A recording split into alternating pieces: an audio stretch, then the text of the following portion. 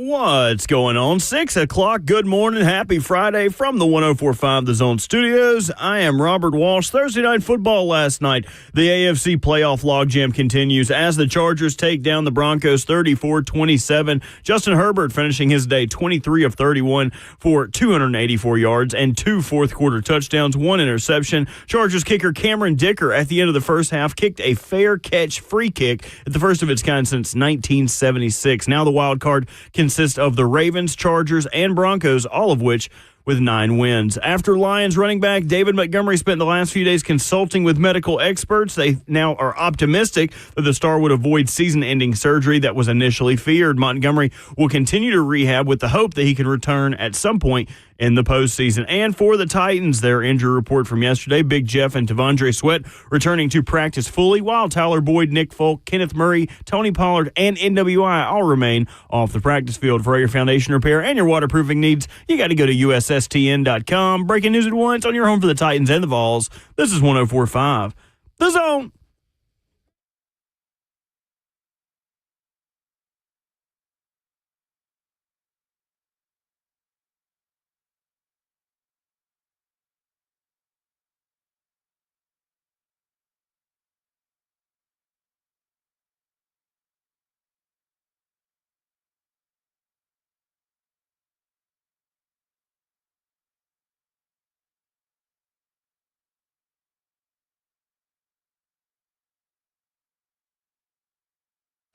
A very warm welcome to your Friday morning in a very cold Nashville, Tennessee. This is RKW. Ramon Foster, Will Bowling, Robert Walsh making the show happen. Kayla enjoying her cruise for one more day today. 615-737-1045 is the number. We made it. We've been previewing the matchup for 2 weeks. It is the eve of Tennessee and Ohio State.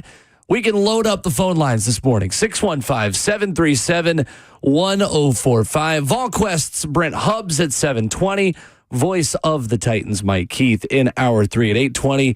And, of course, Ron Slay in hour number 4 at 9:20. It is Friday, December the 20th, and tomorrow, Ramon Foster, the Tennessee Volunteers will play a college football playoff game. Good morning. Good morning, man. Time to get busy.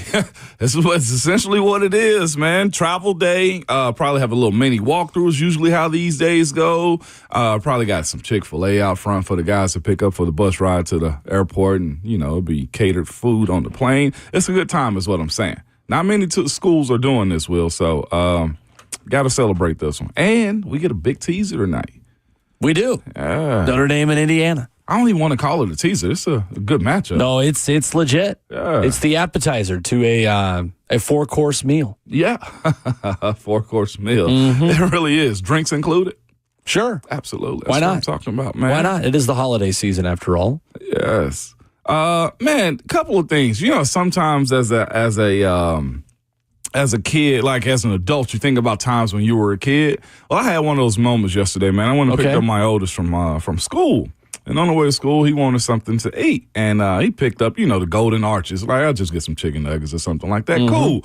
And I was like, man, they got the McRib there. It's like, it's been a while since I had one of those. Like, since I was probably a kid, it's one of those nostalgic things where you just like, oh, this is cool. I was like, I kind of want to try it. I was like, well, I'll try it. Got one. He got his nuggets and his whole meal, man. And I just got the sandwich. I took one bite. 4 words. It wasn't worth it. Not the same? It wasn't worth it. Fall off of the McRib apparently needs to be studied. I'm talking about one bite, and I was just like, yep. You know how you have, like, moments where you waste a meal? It's like, man, that wasn't that good, but I ate something. Like, I took one bite, and I felt like I wasted an entire meal, man. Are you pro or anti-McRib? Definitely anti-McRib. There's a reason they used to give them away 2 at a time when they would do this special. Yeah, I'm realizing it now, but I had that thought, like, I hadn't had one since a kid, and I was just like, I loved them as a child. No, absolutely not, or a teenager. That was by far one of the worst things I could have done, man, was I wasted money on a McRib yesterday, and I only took one bite, and it was not worth it. I've never had the McRib. Well, don't. Apparently, I do not need to. You do not. Bert, am I lying? Like, Nah, you ain't lying. I would almost rather you get a fish fillet than get a McRib. Hey, don't disrespect the fish fillet. No, fish fillet slaps, man. I was about to say, like, got to make sure you get the cheese with it, though. The piece of cheese is crucial. And the cheese ain't nothing but it's everything. Right, 100%. Just like the difference in a hamburger and a cheeseburger. There's a world of difference. It really is. They charge you extra for that, too. But what I'm saying is this, man. Don't waste meals out here in the holiday season. Like, if you're working out like I am, doing your thing, trying to make it happen as much as you possibly can, don't go through the drive-thru with your kids and be like, I think I want to try this. Like Dewey Cox and the Dewey Cox story there. You don't want no part of this, Dewey. What is on y'all's like Christmas menus for Christmas dinner? Are y'all like traditional ham people? We were. Okay. And I think we were, our philosophy was we were too close to Thanksgiving to have 2 Thanksgiving meals. See, I like that. I like that line of thinking. We changed it up. Very smart. Probably like 2019, 2020. Okay. And we do a surf and turf now. That's the way to go. We've talked about that. That's the way to go. We have talked about that. Bert, you? My dad does, he does a little bit of like Oysters Rockefeller with his own spin to it. He makes like a big prime rib roast. There's one thing that we may be broke, but we ain't gonna be hungry. They gonna make some food over where I'm from. We may be broke, but we ain't gonna be hungry. Sign them up, 2025. That's how a lot of people who are wearing orange, who are paying money to go to Columbus this weekend, feel. Paying for gas, paying for hotel. We may be broke. But we ain't going to be hungry. No, absolutely not. Eat some Buckeyes. I feel like if you're going up to Columbus this weekend, everybody's taking care of everybody this weekend. If you need a little snack or a glizzy from the concession stand, we got you. Or beer. Do they sell beer in these games? Oh, I'm sure. They do? Okay. I'm sure. I wasn't sure. Ohio State loves money. I'm sure they do. It's a college campus. What do y'all do for Christmas? Well, y'all do surf and turf too? We do not. You do not. I love how you assume that we do the most extravagant, like non-normal, non-ordinary option. We are more of we're a beef tenderloin family. A beef tenderloin? Which I enjoy. I don't know. It's kind of different, though. Sometimes it's a honey baked ham situation. Savage wanted me to do my honey baked ham for him. I made a bomb one for Thanksgiving this past time. I'm thinking about it. So we just just do a mashup, honestly. Well, really, it feels like whatever we're eating tonight is Christmas dinner because it does feel like the night before Christmas. I think for Tennessee fans, it still, to me, Ramon, hasn't even really set in. The fact that Tennessee is playing a playoff game tomorrow, and we literally get paid to talk about it. We do get paid to talk about this. Which is kind of crazy, actually. Matter of fact, just have fun talking about it. Because we have. It's and here's the thing. I know online is a different story. Like, that's not real life, but there's a lot of, like, good, real stuff on there, okay? I've enjoyed the trolling from both sides. Like, Ohio State's fans have tried to come with it. They like, Ali. Attempts were made. They like Ali. Like, they're doing their best, I don't think that's the best example of good Ohio State fans on social media, Ali. I saw somebody sum it up. Much better trash talkers than him. They are. No, it's low is how his go. If he wins, he'll call in and say something corny. No, you can sit on hold. That's fine. No, that's fine. He'll have to pay the tax in probably about an hour before he gets in, but that's fine. We'll let him in eventually. I saw somebody yesterday pretty much sum up why we are the way we are. And it was just like, as bad as we have been for so long, and as all we had was trash talking and trolling on social media. See, but we were like this before we were bad, though, too. We were like this when you were winning the SEC East. We were like this in 1998. We took over Tempe, Arizona. For some programs, it just means more. And that ain't just an SEC phrase, because then you go another level up. And that is how we roll here at the University of Tennessee at Knoxville. Hey, and I feel the artist formerly known as Blunt College, established in 1794 in Knoxville, Tennessee. Hey, my boy with the facts this morning. Look, don't come out. It's Christmas Eve. It's CFP Eve today. Hey, y'all ain't never tell me y'all was Blunt College. Oh, yeah. Yeah. Oh. I should have been gone to Tennessee. Oh, my gosh. Well, between that and the fact that and what the plant looks like on the Ohio State helmets, that too. Hey, decide.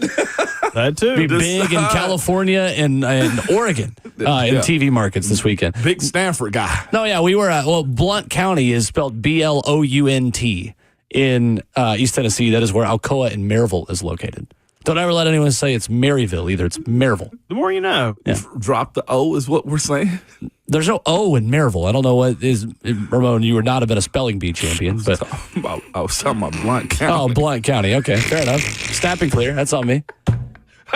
That's just a procedural. It's William it. Blunt, I believe, was a former governor in the state as well. Okay, yeah, absolutely. Man, well, with the history this morning, Bert, where are you at on I was the youngest person on this university? station providing the history today. That doesn't We make any need that. sense. We need that. You keep us honest. You do Former keep U.S. us Senator. honest. That's right. Former U.S. Senator. One of the signers of the Constitution. Yeah, I figured William that. I Blunt. knew that, though. He died March 21st, 1800 in Knoxville. Dang. So it's still too soon to make any jokes about it. Born in Windsor, North Carolina. Bert, where's that? Hey, Windsor. Hardly know her. If you ever have to ask yourself where something is in North Carolina, hey, where's that at? It's in the middle of nowhere. Oh, okay, cool. If you're not familiar of where it is, it's probably not associated with any regional or large landmarks. So there's a lot more we may be broke, but we're not hungry people that live in Windsor, North Carolina. 100%. Let's see where Windsor is. Windsor is, the middle of nowhere. Okay. Yeah, it's actually near Greenville. It's near the coast. Oh, there you So go. good for him. Yeah. Outer Banks. Yeah, pretty close. The Pogues. Cool.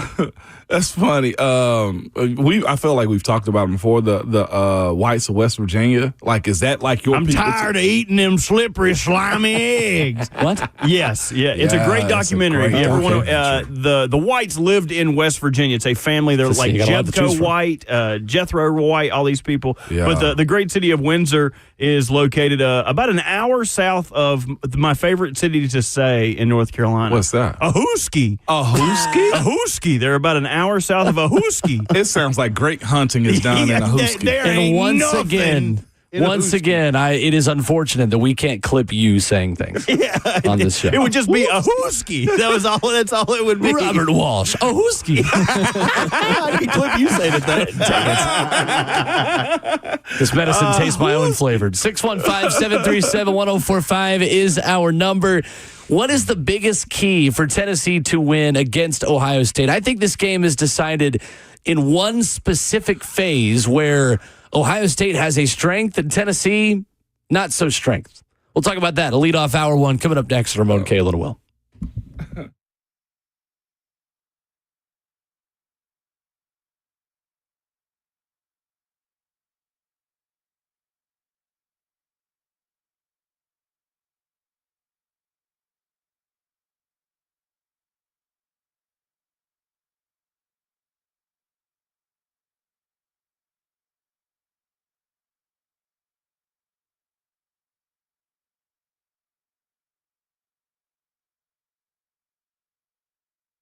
Hey, it's Will Bowling. What if I told you there's a way to enjoy pain relief, lower blood pressure, and help with other health issues? What if you could have more energy, stamina, and sleep better? I want to tell you about our LiveWave patches. You ask what they are and how they can help with so many issues. Well, they're the most advanced, multi-patented, non-invasive, and affordable technology in the form of a wearable patch that kind of looks like a Band-Aid. Phototherapy patch. This is going to reflect the infrared heat that your body creates. And this patch has a special pattern that reflects the infrared heat back to your body to activate your stem cells. 501-605-6935. That's the number to remember. 501-605-6935. Our stem cells are responsible for our body healing. So reactivating those stem cells, that's an important part of repairing the body. No drugs, no chemicals. The body's a powerful thing, letting it repair itself. There's a full line of patches that can be used to help with your ailment. Call Pat to get a customized selection at 501-605-6935 or head online to our LiveWave, LiveWave.com. Results vary, but most experience excellent outcomes with energy, better sleep, pain relief, and more. Again, the number 501-605-6935.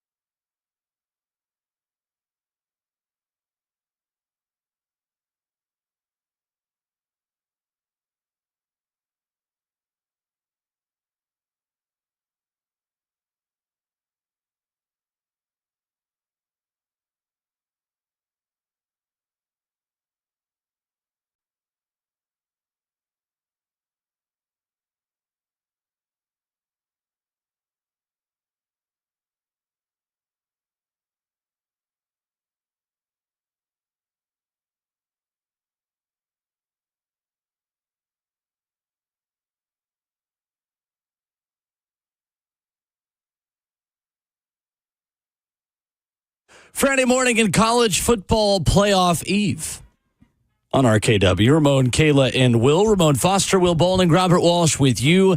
What does Tennessee have to do to beat Ohio State? Ramon Foster. For me, I think it has to be stopping the chunk plays. I think if they're going to get the Vols, I think the run defense is going to be as stout as you need it to be.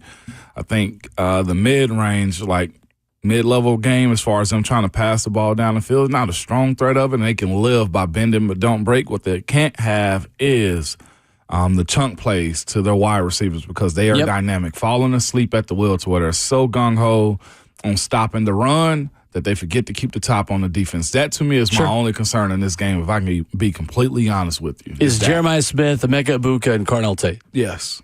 That to me. And those are some valid threats right there. Mm-hmm. They are, 100%. And Will Howard can spin it. I like to see him spin it into our defenders' hands, but he can spin it. I'm hoping he go back to the old him is what I'm saying. It does feel like a game where, you get to this point in any postseason in any sport, and sometimes it just comes down to having more dudes than the other team. Ohio State does have a lot of dudes, and it may come down to those 50-50 balls you're talking about between Jeremiah Smith and Jermon McCoy. Yeah, no, seriously. And not just that, making sure you don't fall asleep on a guy like Carnell Tate, who as of late I think, what is he averaging, double-digit numbers or catch that he's having so far? He's one of those types of guys. And my thing was, in the games that the Vols got beat on, there was, a couple of guys in each game. The Arkansas game, the quarterback just played lights out and figured out who he was, right? You knew he was dynamic. Keeping him in the box was a problem. And at the Georgia game, it was the tight ends down the middle of the seam of the defense. The surprise of not correcting, or not adjusting is where I want to see Tim Banks more than anything this upcoming weekend. Because defensively, their defense versus the Vols offense, I think, okay, that's a good matchup. Watching how that offense of Ohio State can be somewhat stopped, I think that is the biggest challenge of the entire weekend, more than a team like Indiana, more than anybody else that's playing this weekend. What the best offensive squad so far, I think, is probably Ohio State's offense. Yeah, and Carnell Tate's the number 3 receiver. I mean, he's a 5-star. He's 41 catches for 583, but Jeremiah Smith is the guy. Him and Emeka Egbuka both combining for 117 catches for about 1,700 yards between just the two of them. I trust Ramon Tennessee's top 2 corners significantly, right? Jermon McCoy and Ricky Gibson has, I think, earned our trust in terms of the way that they have played this season against really good competition. Mm-hmm. It's that third receiver, it's that third defensive back lining up against Carnell Tate that intrigues me because Boot Carter has done a lot of great things. The book on Boot Carter all season has been he will flash, but he'll also make some mistakes, right? Mm-hmm. It's got to be a growing up type of performance. Boot Carter has got to be really, really good in 2 phases of the game for Tennessee to win this game because I think if he can pop a couple of big returns or if he can score in the special teams phase of the game, if you steal points in this game, I think you change the script and you change the anxiety level in that building for everybody wearing red and make them say, here we go again, just a little bit. I feel like that phase of the game, the special teams, could be the difference in this one. If that shows up right there, you think it's a nosedive at that point. Oh, here we go again from the crowd? Depends on, you'd have to tell me, when it happened or what the score was and things like that. But, if you're able to get a special team score early in this game or able to just pop an explosive play in that phase of the game while it's still tight early, the start is just so important in this game. It is, and not just that. As of late, the Dylan Sampson fumbles, right? The turnovers early in games. Those are the things that I don't want to see. To your point, if the Vols can march it down even for a field goal or for a touchdown, all right, we're cooking with gas, and there is no other way around it. Will to me, and I know.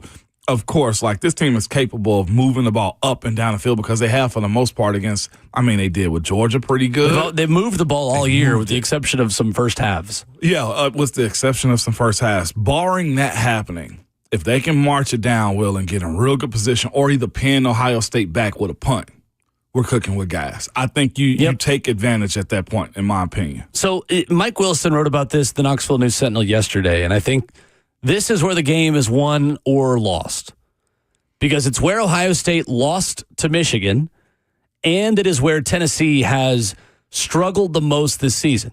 To me, it's in the red zone. That's the way Ohio State lost to Michigan. They missed field goals. They threw a pick in the red zone. They didn't finish their opportunities.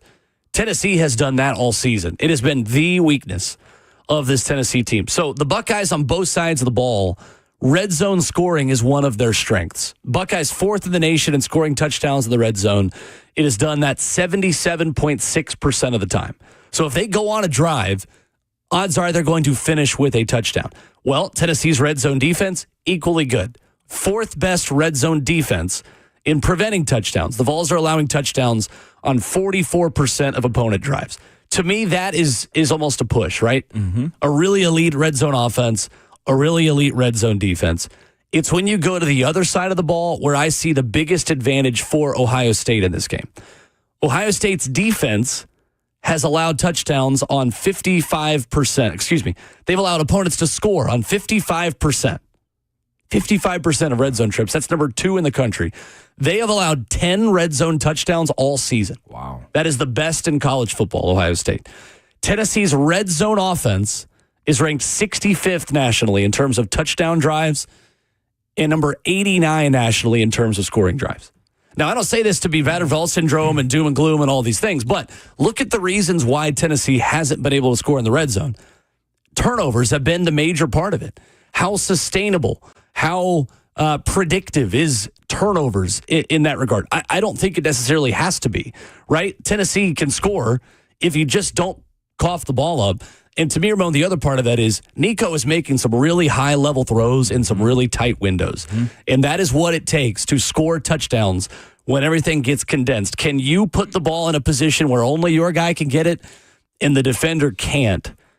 That, I think, is where this game is won and lost. If Tennessee is kicking field goals or just not scoring at all in the red zone, I think it's going to be tough to win. Yeah, 100%. On the road, you got to score 6. Easily. You have to score 6, Will, in those moments. And so you bring that up to, so you were giving those stat lines and, you know, the red zone is 89th in the country. I got to ask myself, I was asking myself as you were talking, like, how did Tennessee get to 10-2 then? Where did they get to 10-2? And that is those fringe outside of the high red zone where Dylan Sampson runs in for a touchdown. Right. And the defense having the 4th best red zone defense as well. Absolutely. And if you look to me, the last loss that they had, the Georgia game, right? That to me is where I felt like everybody that was watching it, and also the Arkansas game too, both of those losses, where's over the middle?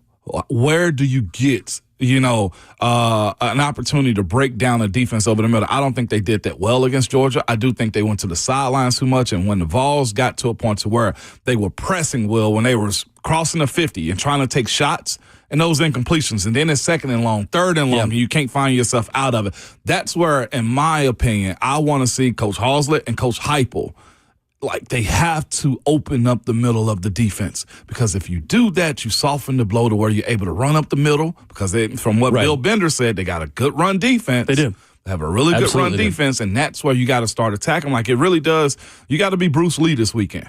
You got to hit them at every hot spot that you possibly can. And that's all right, because guess why? Ohio State does, to your point, probably have the best roster in the college football playoffs. 615-737-1045. We start on the phones with John in Columbia this morning. What's up, John? What's going on, guys? I'm heading up to the game. I'm pumped up, ready to go. I think I'm calling like a 20-17, little low-scoring type game. Just curious what y'all's score predictions were. And I also had a question for Ramon. I don't know if you've ever told this story. I'm sure you have. I don't get to listen to you guys every day. But we'll bring you back about 15 years. Mm-hmm. And that night that Kiffin left in the middle of the night, when was it that you guys first found out about that? Thank you, John. Sure, we'll get to Appreciate the call. Drive safe. Absolutely drive safe. First, the score prediction, 17-20. I lived that life. Yeah, we will give our official score prediction at 9 o'clock. Yeah, I live that life, though, if it's close like that. I trust the Vols in those moments. That night right there, by the way, I was already in Pittsburgh at the time, so I didn't experience what the players in the locker room did. But what I did experience was a lot of hate. If y'all listen to me right now, when I'm speaking about Lane Kiffin, like, I've gotten better. But like, my biggest thing was this. I found out when you guys found out, okay? But my biggest point on Lane leaving the way he did was Tennessee's not a springboard organization. It's not a springboard school. And Lane uses that. And after Lane, it turned into more of that. I think that's where a lot of the BVS probably started rearing up a little bit, was his departure and how the carousel after just tenure of other coaches took over from that point right there. Mm-hmm. Where were you at? Were you on campus? No, I was in I was in 7th grade. Yeah. I'm still not. Like, I'm softer on Lane, but like I'm still not the biggest Lane Kiffin fan ever because of that night, that moment. Eric in Nashville is up next. What's up, Eric? Rocky top of the morning, friends. How we doing on this fine Friday morning? Excellent. Good morning, Eric. Hey, man, is it cold outside? I swear I've been hearing for the last 2 weeks it doesn't get cold in the state of Tennessee. No, it's never. I don't know. I think it was 34 this morning on my thermostat, but I mean, I could be a little off. I mean, they probably thought it was like 62. Yeah, it's colder than a stepmother's kiss out here. Stepmama. Okay. Or colder than a banker's heart. Neither one of them have much sympathy with me. No. So yeah, I got a couple cheap tickets. I'm heading up in the morning. We ready to go. As Ron Slay said yesterday, we got to go up there and act the fool. But to me, the biggest thing, if you look at the 2 games Tennessee has lost this year, the biggest thing to me was the defense didn't cause turnovers.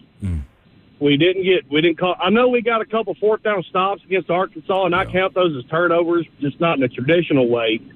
But we need, a fumble, strip fumble, interception, something, because Will Howard, listen to some Ohio State people, Will Howard will make a throw or two a game where you're like, boy, if they were playing better competition, that's picked off.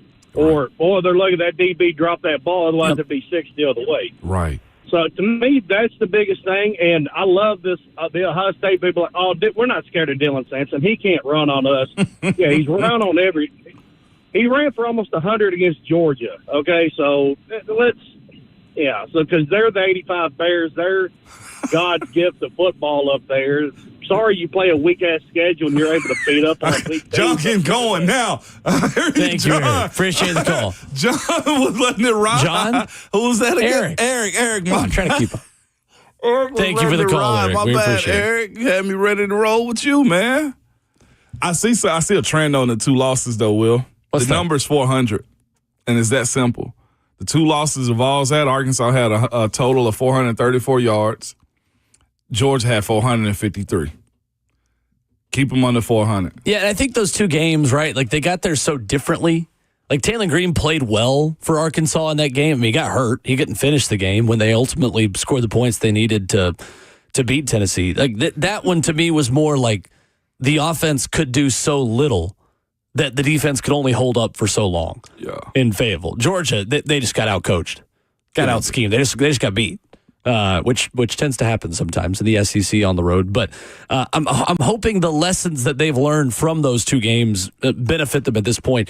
The point about Will Howard, though, I mean, the last 2 games against good competition, against Indiana, I say good competition. I mean, Michigan's only good when they play Ohio State. He's thrown for 3 touchdowns, 3 interceptions, and just about 376 yards in 2 games combined. Will Howard. I mean, this is a guy who is very projectable, coming from Kansas State into Columbus this year. But it hasn't really clicked in the way that I think a lot of people thought it would. And Stephen Godfrey sat in here on Tuesday and told us, like, he was getting benched if he stayed at Kansas State. Wow. Like, the Ohio State quarterback was not good enough to play at Kansas State. There's a big difference between the Little Apple and Columbus, Ohio. And he can start in one and not in the other. And it's not the one you would expect. So I think if you make Will Howard beat you, if you're Tennessee, he's going to throw it to you. You just got to catch it when it's thrown to you. That's what I was just going to say. So he's the one you got to wreck. Like, he's the outsider in this thing. He was going to get benched there? Yeah, Avery Johnson was going to be the guy this year always. Goodness. At Kansas State. Well, and here's the thing. You have a group up front that's capable of doing those things. They're healthy. I was listening to Amari Thomas on 3HL a couple of days ago, and he said this is by far the healthiest he felt like he's been all year long.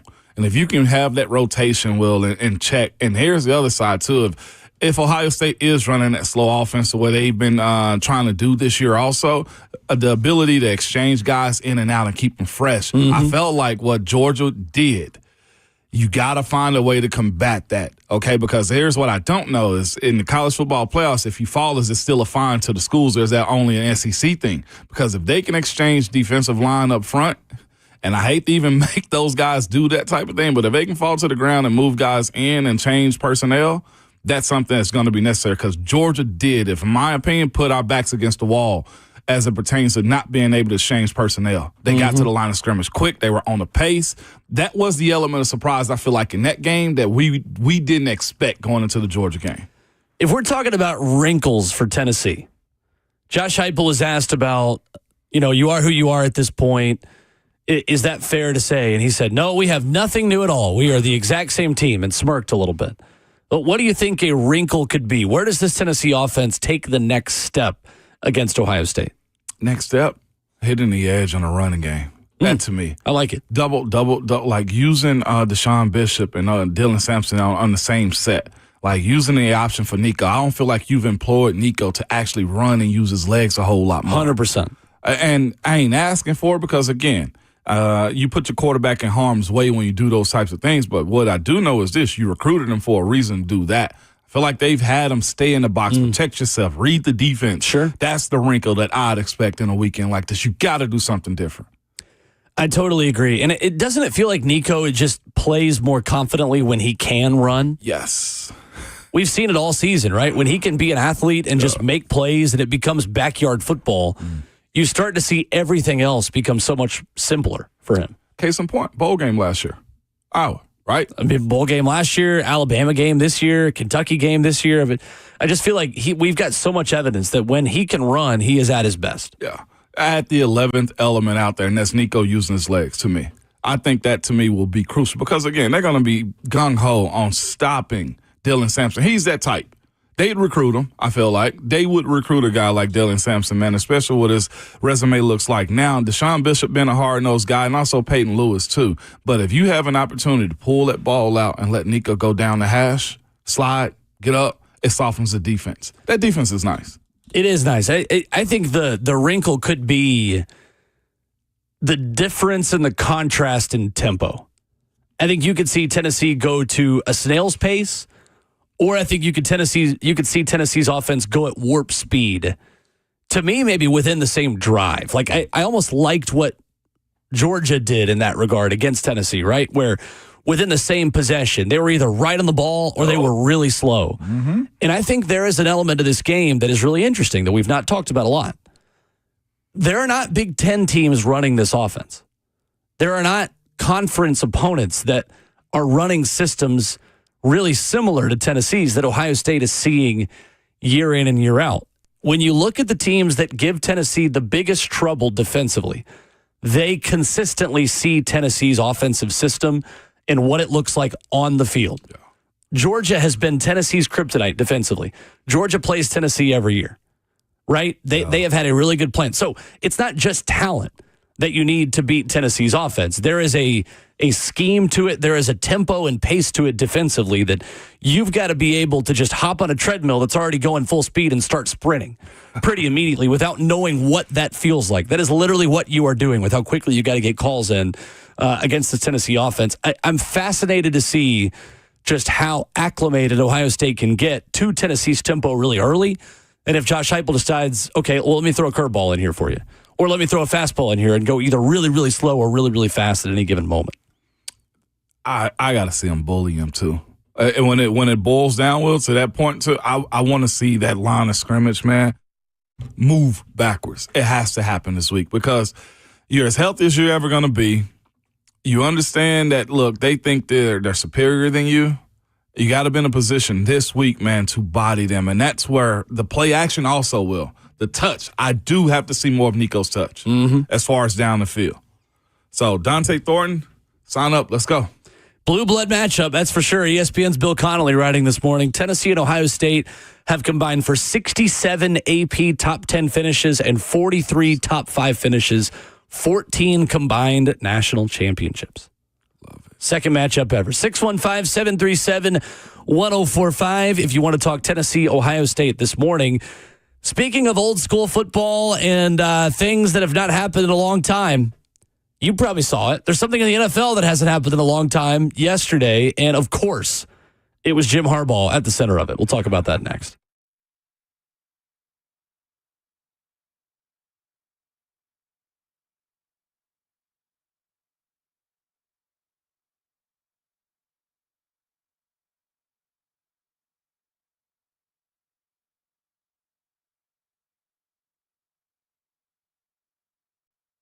Hey, it's what bowling is. Your water heater not heating?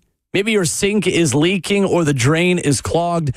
Well, available 24/7, 365. Our expert friends at Lee Company have you covered for all your plumbing needs. And right now, you can enjoy $20 off a plumbing service call for a limited time. Contact Lee Company today at 615-567-1000 or go online to leecompany.com for an appointment to take care of your home's plumbing from top to bottom. That's 615-567-1000. When I work with Lee Company, you just hand them the to-do list, right? HVAC, plumbing, heating, cooling, electrical systems. They take care of everything for you. That's why they've been in business for 80 years here in Middle Tennessee. They've been trusted since 1944. Open 24/7, 365 with over 1,600 employees.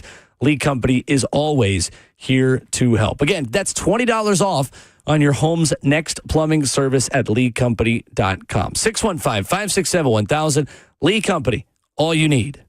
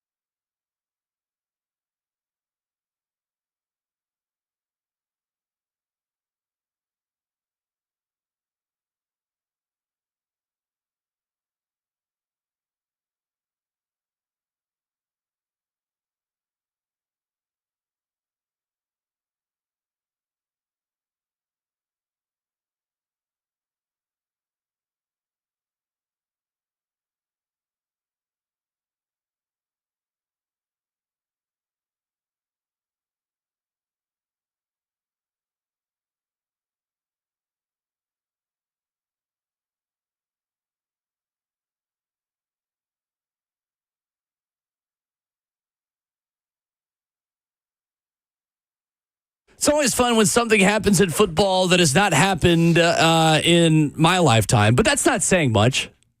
I've only been alive 27 years. There's something that happened yesterday that probably hasn't happened in a lot more of your lifetimes.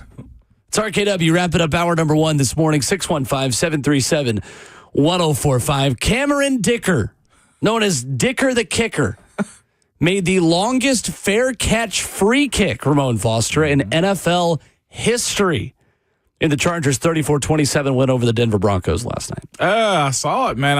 Apparently, a lot of folks didn't know what was going on behind it. It was one of those types of moments, man. A rare fair catch kick is what it was, man. It was the end of the half, and they took that's one of those hardball-like things, man, where you just know all the rules. Have you ever been a part of one of these? No, have not. I've seen people try to do drop kicks, like messing around and stuff like that in practice. Like I've seen my kickers like joke about it, whether it's Sean Swisham or Boswell, like they'll practice that type of stuff in practice, but nobody really commits to the cause of it, Yep. So 57-yarder on the seldom used play that allows a team that has just made a fair catch to attempt a field goal without the opponent trying to block it. So this ended up being a very important play in this game. It was. Because late, Denver had to try a field goal and then try to get the onside kick, where without those 3 points, they would have been going to tie the game. No. Late. I mean, these are literally like press the kicking game. Here are where the breaks are made. General Neyland's and Maxim. Like, yup, that was where the game was won and lost yesterday. You see Gus Edwards' comments behind it? No, I didn't. Gus said, man, I don't know whose idea it was to kick that, but they know ball. He said, I was confused as crap. I ain't ever seen that before. Nobody has. Yeah. So the previous long was a 52-yarder in 1962 by Paul Hornung of the Green Bay Packers. Wow. What a time. Never even heard that name. Paul Hornung? Yeah. It's the guy that won the Heisman over Johnny Majors, who shouldn't have. Was it really? Unless I'm mistaken. Why do you know this? Well, because Tennessee is a part of the two biggest injustices, literally injustices in football history in terms of the Heisman Trophy. Like in Heisman history, that's true. Paul Hornung and Army, that team, I believe, won 3 games that season. Mm-hmm. It's one of the only players, if not maybe the only Heisman winner to ever win with a losing record. Yeah. And Johnny Majors in Tennessee, he was putting up video game numbers, and Hornung was the one that won the trophy. So, Peyton Manning isn't even the worst Heisman injustice in Tennessee history. I didn't know Paul Hornung was that good of a kicker, I guess, though. I did forget about that. I mean, imagine kicking that far in that era of football, like when they weren't lifting. They was out here smoking cigarettes at halftime. He was Notre Dame. That's right, 1956 when he won the Heisman Trophy. Yeah, they had a losing record. Yeah. What's nuts is looking at all the comments from the report after this is nobody had an idea what was going on. Even Bud Dupree, former Titan, said everybody was trying to figure out what was going on. We knew he could make it. He said we just didn't understand. Was it going to be a 2-point or a 3-point? Or do we get the ball on the 1? Nobody knew. And that's the thing about it. Guys just play the sport and just go about, their job. But, man, shout out to Cameron Dicker, man. That was big time for him. What a crazy stat for Paul Hornung here. In the 1956 season, he led his team offensively in passing, rushing, scoring, kickoff, punt returns, and punting. And on defense, he led in passes broken up, and he was second in interceptions and tackles. No. Talk about playing both ways. And his team went 2-8. Yeah, right. 2-8. Right. And he won the Heisman Trophy. He deserved that. And 2-8. Yeah. Ridiculous. He also played basketball at Notre Dame. Of course he did. Get out of here. Who was he, Travis Hunter? Yeah, Paul Hornung was Travis Hunter before there was Travis Hunter. Goodness. I know. That is the funny part about the people that will be like, we've never seen this before. Well, we have. It wasn't on television. Yeah, you weren't alive. You just weren't alive yet, and your parents might not have been yet either. There was records of it happening. Right. And that's no disrespect to Travis Hunter, obviously, but still. Yeah, no, that is awesome. So he got 3 points off of that, too. Mm-hmm. Yeah. So I have seen a free kick before. You have? Doing a high school football game a couple years ago. Brentwood Academy CPA tried a free kick at the end of the first half. They make it? I don't remember. I think they did. Okay. And it was London Baronis, the guy that made it. Rob Baronis' son, who, according to Mike Keith yesterday on Twitter, because of course Mike knows this, tried a free kick himself for the Titans. He did. So the Titans attempted a fair catch kick at Houston, October 9th, 2005. Mike Keith on Twitter said the late Rob Baronis missed the 58-yard attempt largely because as a first-year NFL player, he didn't understand what Jeff Fisher was asking him to do. In fairness to Rob, most of us hadn't seen it either, Mike says yesterday. Mike always from left field with it, man. Mike and Franklin, that's right. Mike and Franklin is exactly what that was. Mike from left field. I don't even think Mike from left field. I don't even think most of like the people who are football fans know what happened last night. It's just like, oh, something cool happened, and that was it. But so cool. Yeah, that of course is part of his campaign to be one of the best kickers in the NFL too. I was listening last night on the radio. I had to make a store run. And they were just speaking about how good the Chargers social media team and the PR is behind him. Yep. That was another one of those moments. Bert, everybody's coming for your kicker, man. Hey, that's fine. They can come for him. Yeah, it must have been a pretty tame night for you if you had to go to the store and not the stove. The stove. That's a great point. I That's a actually great just point. went to Kroger. It was no S? No S. You didn't go to Kroger's? It was a simple. So by the Targets afterwards? No, I did not. They usually close early, man. By the way, Kroger stay open at 10. Did you guys know that? Kroger's for the people. Kroger is for the people. I needed it too because I needed some more granola. Big win for LA last night, though. They are 9-6 as they beat the Broncos 34-27. All of a sudden, the pathway for the Bengals gets a little bit easier. That's a dub for the Bengals right there? Yes, it is. Oh, wow. They play Denver next. They need either the Chargers or the Bengals or the Ravens to lose every one of their games for them to get in. But it works for them because they play the Broncos 2 weeks from now. So they will be able to influence one of those teams losing a game. So definitely still open for them. But I would say it's open for the Dolphins as well. Oh, Go ahead. No, I was just going to say, you see TJ is going to play? TJ Watt. I did see that. Yeah, it's not a big deal to me if he plays or not. What is a big deal to me is that he just gave up on your team last week. If he was going to be fine, he's like, "Oh, Eagles are beating us so bad. I got it." That's why he's losing Defensive Player of the Year to Myles Garrett every year because of the plays like that where he just wants to give up in the fourth quarter. Oh, we're down. My ankle. I have a high ankle sprain. Can I quit playing like Tom White? I can also see that we was close to going back and forth right there. I'm gonna tame myself. No. I'm gonna tame myself. It is sad to me that on YouTube we even say Travis Hunter's name. And we get comments like this one from Dustin. Travis Hunter is overrated. He is soft and will get worked at corner. Better pick at wide receiver. Guys, it's the Christmas season. It is way too nice outside. It's way too joyful of a time to just be that much of a hater. It's really okay. We can appreciate greatness without always having to hate on it in today's day and age of sports. Unless it's TJ Watt. Then I'm going to keep hating. Unless it's your rival and you just, you're the biggest hater. I hate how good he is. I hate how good he is. Wait till Lamar only gets like 20 yards past. Coming up, hour number 2 after this, what can we hope to see? What do we expect from Mason Rudolph? Making another start for the Tennessee Titans this weekend in Indianapolis. We'll talk about that next.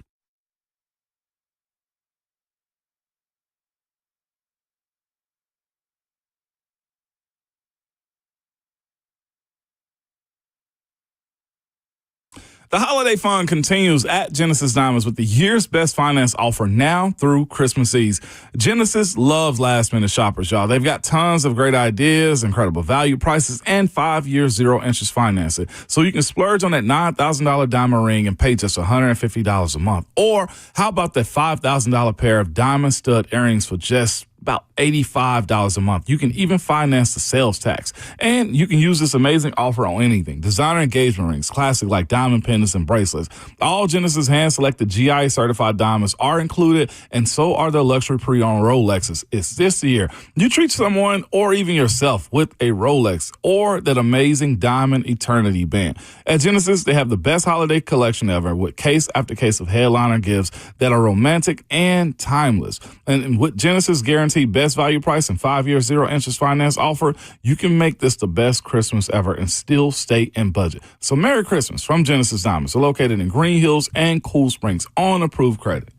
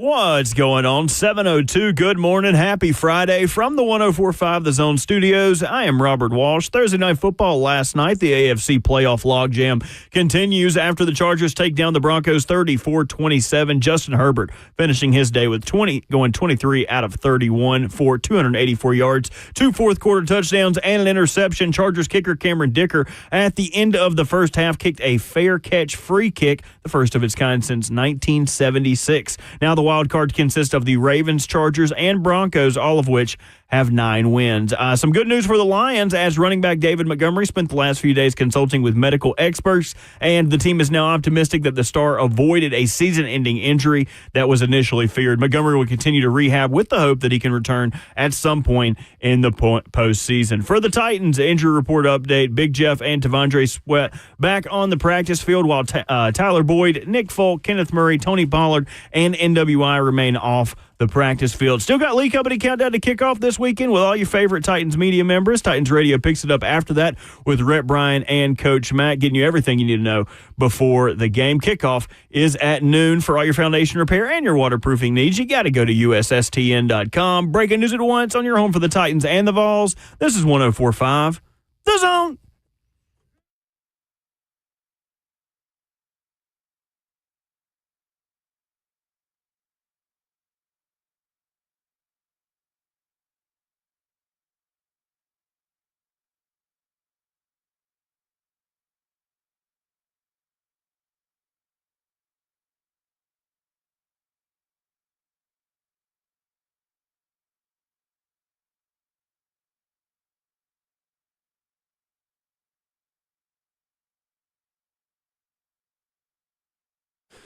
RKW 104.5, The Zone rolls into hour number 2. Your Friday morning starts right here. Brent Hubbs of VolQuest joins us in 15 minutes, previewing Tennessee and Ohio State. Mike Keith at 8:20. Ron Slay in hour number 4. In the F&M Bank chat, you send your comments in on Facebook Live, YouTube, Twitter, or Twitch with Ramon Foster and Robert Walsh. Myself, Will Bowling. Kayla with the morning off. She'll be back with us next week. Mason Rudolph and the Tennessee Titans heading to Indianapolis. A different horseshoe-related team, taking on a Tennessee American football team this weekend. Ramon Foster, what is the expectation for a Mason Rudolph-led Titans offense? What do you want to see from the new starting quarterback? Staying on schedule, Will, and taking what's there and also making the offense look smarter. That's what you want. I don't want to see it be the old stagnant, incompletion game and just look like you're guessing. It needs to look like this offense knows what it's doing. And I think Mason is I know Mason is the type of guy to do that. You know why? He ain't going to do much to hurt you. Now, yeah, he has his errant interception he had in Buffalo. He had one the last game, too. Coach Callahan has said, I can accept that. Mm-hmm. What you also had Mason do in that game was drive the team down and make plays for you, too. Right. I want to see a smart offense this weekend. In relief of Will Levis, Mason Rudolph completed 20 of 25 passes for 209 passing yards, 2 touchdowns, and an interception. According to the analytics, a plus 9.3 EPA, essentially value added in a numerical form, 73% success rate, the 2 highest marks by a Titans quarterback this season, albeit against a defense that was just giving you the layups. Yeah. Because Cincinnati, really all they needed to do to win that game was just not give up the passes over their heads. Just get out of it, right? But one thing I've said about guys that play quarterback is, the thing is, there are breaks that the receivers got to make that you got to have the ball ready at the snap of a finger, right? That's what I've seen Mason do more often. And then it's the moments of where you see him be able to force a touchdown in the end zone where it's 2 guys around him. Then that's where, to me, being very confident in your ability to know the offense, to deliver the passes in certain lanes is what you're wanting out of a franchise guy. And for a dude like Mason, Charlie check down. That's fine. You ain't turning the ball over. It keeps the defense on his heels, and it keeps you on schedule as far as being able to run the ball on first down and converting on third. Those are the things that have to happen, especially going on the road against a team that have somewhat of a good defense as far as the coach is concerned. I liked what Don Davenport said. The Memphis coaches called the underneath, stuff instead of Charlie check down. So they called it UAR, underneath available receiver. And what's wrong with that? Nothing wrong with it at all. Nothing wrong with it at all. A UAR. That was on it. What was that? I think it was underneath available receiver. Available receiver. That right there is insane. I mean, it's different words for it, and it's simply just doing your job.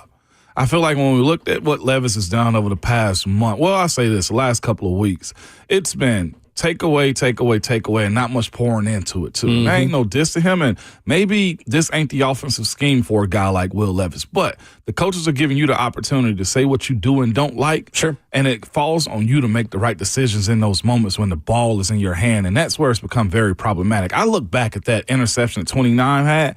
It was going to be an incompletion, and there was no reason for that ball to sail the way it did on that play, man. Like, what forced you to throw the ball on the out route when you had a cornerback underneath anyway? Right. It was just bad decision-making. I think the expectation is ball security, right? Get the ball from point A to point B. I think that is the expectation for Mason Rudolph. Out of your hands quickly and to your team is what I expect out of him at this point. Essentially the antithesis of all things Will Levis. And you're not asking him to be no superstar. No.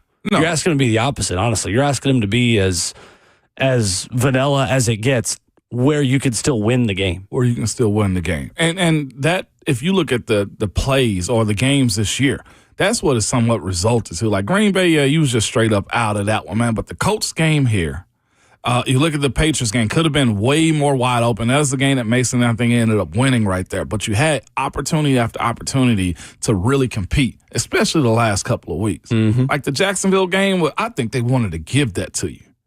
And they tried. You couldn't handle the prosperity of being against a weaker team. Let's go to Zach in Hendersonville, Tennessee, Ohio State tomorrow. I hope this is not our last Zach in Hendersonville poem of the year. Surely it's not, since Tennessee's going to take care of business tomorrow night in the Horseshoe. What's up, Zach? Good morning, Will, Ramon, Bert. See you tomorrow, William. Yes, sir. I have a few things to say about some Buckeyes. Let's get to it. Beanie didn't pan out so well. Freaking bum. Urban credit card Meyer. Freaking bum. Maurice loose on that goose claret. Freaking bum. Ryan, it's going to be your last day. Freaking bum. I just have a poem for the entire University of Ohio State, and it goes, Big Orange Bus, the Buckeyes are sus. Chase Young is a big bus. They not like us. They not like us. And Nico, Dylan, and James Pierce, we trust. Will Howard is a fan. He a fan. He a fan. He a fan. We are invading the Horseshoe with Rocky Top Nation, the Hype Train, and the Southland Band. It don't matter. Balls by Fitty. Hit that music. Zach in Hendersonville. He threw a little Kendrick in there, man. He a fan. He a fan. He a fan. Enough. It's not enough. I love it. Zach, man, way to come through for us. Absolutely love it. They not like us. I feel like that's Zach's first poem since the Georgia game. It has been. Because he didn't do one for UTEP, I don't think. No. Vandy, it was Thanksgiving, and that's the last time Tennessee played. Mm-hmm. It's been like a month. Yes. We've been deprived. Yeah. Of Zach and Hendersonville poems. Look at him throw a little culture in there, too. I'm here for it, Zach. Culture, that's right. Culture. He a fan, he a fan, he a fan. Hey, man, this weekend, I think a lot. You see Kirk Herbstreit, speaking of, he apologized a little bit for saying that, hey. I did. I wasn't judging you guys. I was just telling my people that it's hard to believe that many Vols would be up here. Yeah, so if you missed it, the original quote from Kirk Herbstreit was saying, can you imagine Tennessee getting 30,000 fans there? Now they get 3,500 tickets. What's Ohio Stadium these days? Over 100,000. You get basically 3% of the stadium is going to be orange. You believe them? They may be getting 30,000 people in there? No way. That was on Pardon My Take at Barstool Sports. So then A to Z Sports put out an article about it. Hey, Kirk Herbstreit expresses major doubt that the Vols will travel en masse to Columbus. Well, then Kirk retweets A to Z Sports' Tennessee podcast, the Vols Big Orange podcast, and says, I don't think that at all. I'd never doubt Vols fans traveling for their team anywhere. it's more tough to imagine Ohio State fans giving them the opportunity to buy their tickets. That's the tough thing to imagine. If I misrepresented that, I apologize. Never questioning Tennessee fans traveling, but more about will they have access to get thousands of fans in there. Kirk goes on to write, hearing they could have as many as 20,000 to 30,000, which would be wild to see at the Shoe. Be fascinating to see Saturday. Can't wait. Wow. That sounds like a little bit of a walk back, but I like Kirk. We'll I ain't going to trash I like Kirk too. like that. With that being said, like, why would there not be an opportunity? People are going to sell those tickets. A lot of people probably are in Columbus that are fans of Ohio State, but there's probably a lot of transports that come in week and week out that just don't want to be there for that game. I mean, we live in America. There's money to be made, and people will make it. I always say that. This is America. Yeah. Money will be made, man. I can't believe that was his stance, though. I will say that. Coming up next, VolQuest's Brent Hubbs, our weekly Friday visit with our good friend Brent from the Vol Network and VolQuest at On 3. Talking Tennessee and Ohio State is next.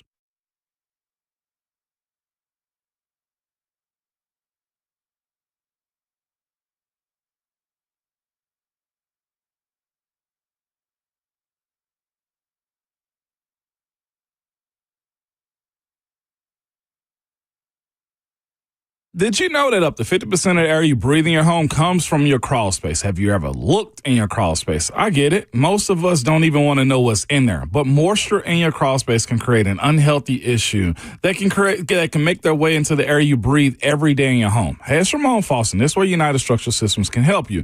USS has been keeping homes dry and stable in Middle Tennessee since 1994, so you know they aren't going anywhere.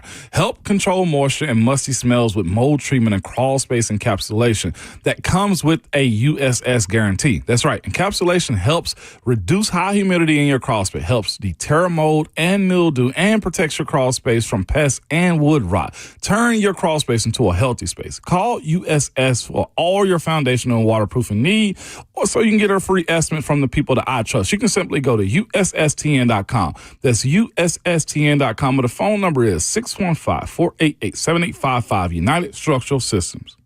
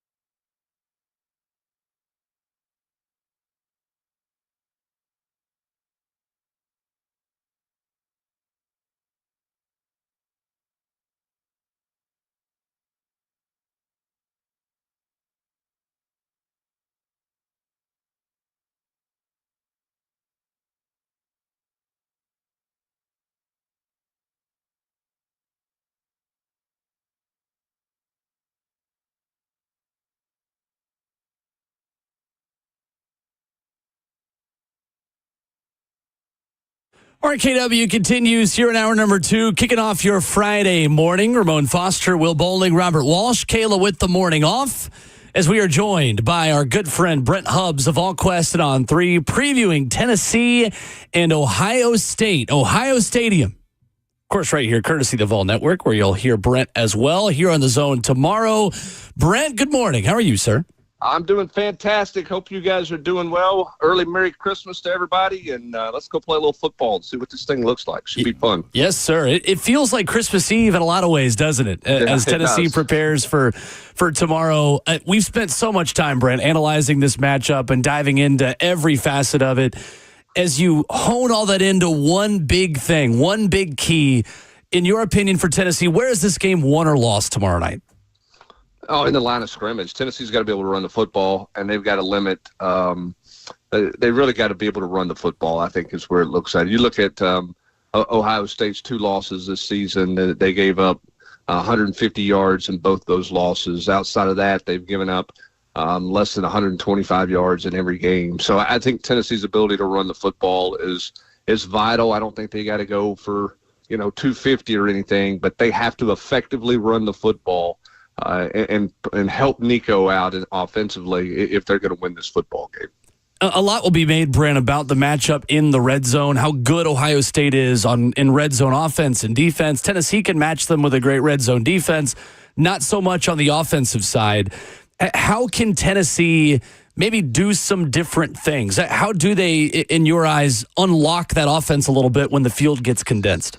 Well, I think they got to be creative. I mean, you go back to the Georgia game, and they ran the little tight end dive to Kitzelman. We hadn't seen that play before. They ran some motion stuff late in the year. In the Alabama game, they moved Brazel into the slot to run the slot fade for the touchdown there. I think inside the 20, it's all about matchups and how do you schematically get the matchup that you want, that you can win with. Here's an interesting stat for everybody this morning. In SEC play this year, Tennessee has been inside the opponent's been at the 35-yard line or closer to the goal line 12 times this season and have come away with no points in SEC play. I mean, that in a nutshell is why the offense feels like it's been so hard this year, is they've just missed out on so many opportunities on the plus side of the field. Tennessee, if they get to the Ohio State 35-yard line or in, you got to come away with points. Touchdown, field goal, something. You can't come up empty-handed. Tennessee's done that too many times in SEC play this year. I think that's going to be another huge thing to watch in this game. Brent Hubbs of VolQuest and On 3 with us this morning. Hubbs, man, happy Friday, my brother. Happy Friday, my friend. Hope you're well. Merry Christmas. Hope you got the smoker ready to go. And I may call you later for some how to stay warm tips. You played in Pittsburgh along the river where it was a little windy. I'm not sure exactly what we're getting into. What I'm getting into. I know what the team's getting into. I don't know what I'm getting into Saturday night. I might be a popsicle by the end of this thing, but I'm looking forward to it, buddy. I might have to come find you, Hubbs. I think I'm more than certain I'm making this trip over there, too. There man, you go. Absolutely. So, yeah, we'll be up there. Yeah, we will, man. With that being said, so you mentioned just the playmakers and getting, the plus side of the field. What is the health of a guy like Squirrel White or Brew McCoy or the never-ending question of Mike Matthews? What are they doing to have those guys readily available to make plays on the plus side? Well, I think Mike should have taken a good bit of confidence away from the Vanderbilt game. He got the one touchdown, probably should have had another one. He was open, and they just missed him. So I think that Mike is more comfortable where he's at right now in his game, and I think the time off here has only further helped that. I think he's starting to figure it out as a freshman. So I think he'll be in the rotation and will play some. Brew's healthy. Brew's fine. Should be good to go. The hamstring is not giving him any difficulties, so it shouldn't be an issue, unless something flares up in warm-ups. Squirrel's going to play, but, he's not going to be 100%. I don't think he's been 100% for 2.5 months now. He's got both shoulders are a little bit banged up here. So, we'll see how much he goes. And if he is limited in any way, Ramon, I think that's the other question is, what does Tennessee do schematically then and personnel-wise? With Chaz Nimrod in the portal and no longer a part of this team, do you trust a guy like Braylon Staley, who's played in 4 games this year, mop-up duty, and probably has 30 snaps under his belt? Do you go 2 tight ends and take the slot off the field? Do you move Brew into the slot? What about Ethan Davis? Could he play some slot receiver for you in some matchup stuff? I think that slot position behind Squirrel White and how they manage that position if White's not on the field is intriguing to watch. I'm kind of curious, particularly down in the plus territory, could you use Ethan Davis in that situation? Big body guy, good athlete who was a big receiver in high school.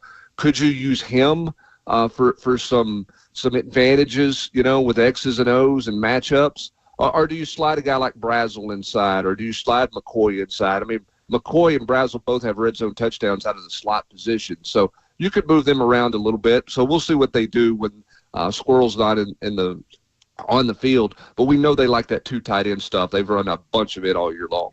Hubs, when it comes down to this matchup, man, it's been a couple of weeks that they can prepare, and all things I've ever known in football is it's a copycat league. The way I'm sure the Vols have looked at everything Michigan did and Oregon and whoever else has had an advantage against Ohio State. I say that to say, in the last game that the Vols lost against Georgia did a pace situation with them where they got to the line of scrimmage and did not allow that 13-deep rotation of defensive linemen and personnel to change out. I have to ask a slick question because I don't know if it's legal or not. But in the college football playoffs, can players just drop down and fake an injury essentially to change personnel, or are they still subjected to getting fines? And I say that because I feel like that's what Georgia did, to where he didn't allow Tennessee to change out personnel. Well, I mean, have they fined anybody yet? I don't think so. Nah, there you go. I think that's a rhetoric deal. I mean, until somebody does that, I think that's. And that was an SEC deal. I don't think anything's going to happen there. I do think tempo is going to be really interesting to watch here. Ohio State has not played with much tempo, but we know Chip Kelly's history, that they're more than happy to get into tempo. So do they do what you're saying, sprint to the line of scrimmage and try to get some things going there? On the flip side, does Tennessee try to go tempo against Ohio State and play fast, which they've done some this year, but they haven't been their typical fast self? Do they do that? I think that's, you're talking about copycat league. You got 3 weeks to sit around and have too many meetings to draw up too many things and to think of too many ideas. How many ideas do you come up with, and how many of them do you try? Here's the other thing with Ohio State's offense against Tim Banks' defense. Where's the tight end, which Georgia obviously used to their advantage? But here's the other thing. There's some similarities in what Bobby Petrino can do and Chip Kelly has done through the years. So is Ohio State going to be hard-headed and try to run between the tackles like they did against Michigan, which angered every Ohio State fan and ultimately was a big part of why they didn't win that game? Or do they go sideways? Do they play to Carnell Tate? Do they play to Jeremiah Smith and that core of wide receivers and play some wide receiver screens, some bubble screens, jet sweeps, all that kind of stuff? I mean, go back to that Arkansas game. How many times did Tennessee see jet sweep action, whether the guy got the ball or not, to try to get the linebackers out of position? Sometimes they would run that jet sweep action and then run a little trap on the backside, almost a counter with their running back. What does Ohio State do? Where do they look at Tennessee's struggles and say, man, we can really attack them there? I think their best strength is those speed guys outside, which sounds crazy for Ohio State, which you think Big Ten, between the tackles, almost I formation football. I think they're probably better equipped to go at Tim Banks' defense if they kind of spread you out a little bit and play more to the perimeter and make those linebackers run and then try to free up the middle of the field there. Do they do that? And then obviously how much can Tennessee on the other side successfully run the ball and get Ohio State's defense on their heels that way? VolQuest Brent Hubbs joining us this morning on Ramon, Kayla, and Will. Brent, I love the answer from Josh Heupel the other day saying we are exactly who we have been. There is nothing new. And if you're just listening to the audio of that on the radio, you think, oh, that's interesting.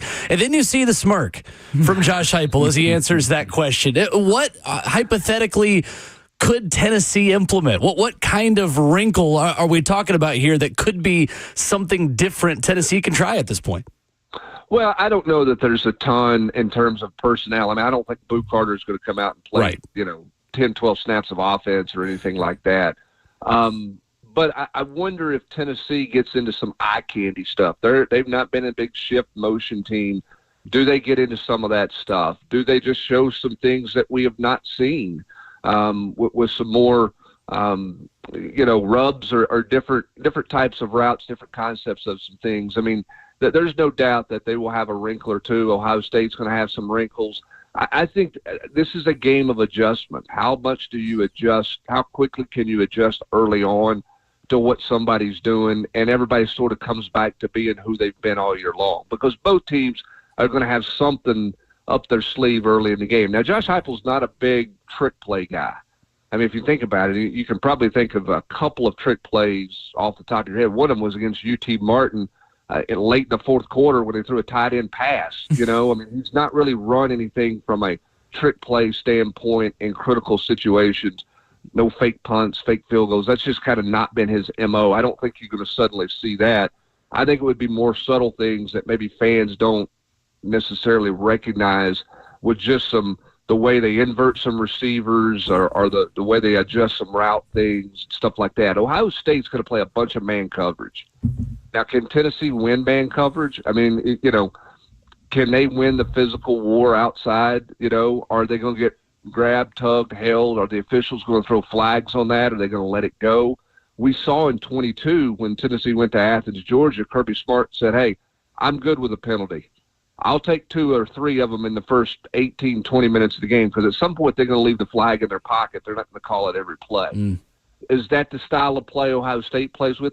They've been pretty handsy in terms of, aggressive out on the perimeter. Are they allowed to play that way, or is it called pretty tight? All of those things you have to adjust to as the game gets started. And so it'll be fun to watch both coordinators adjust and play the chess match that they're playing.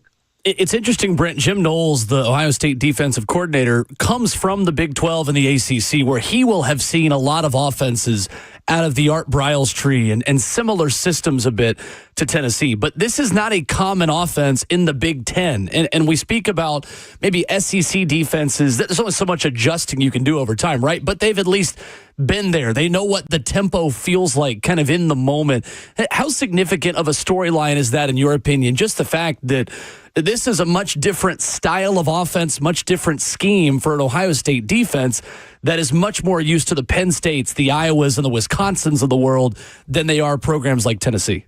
Well, that's why you go back to the key. I think a key in this game for both offenses is winning early downs. Tennessee can't get into tempo if they're in 2nd and 12. If they're winning on first down, then you can get into tempo and get going. But if you're behind the sticks, it's harder for them to get into tempo because they've got to get in a better play.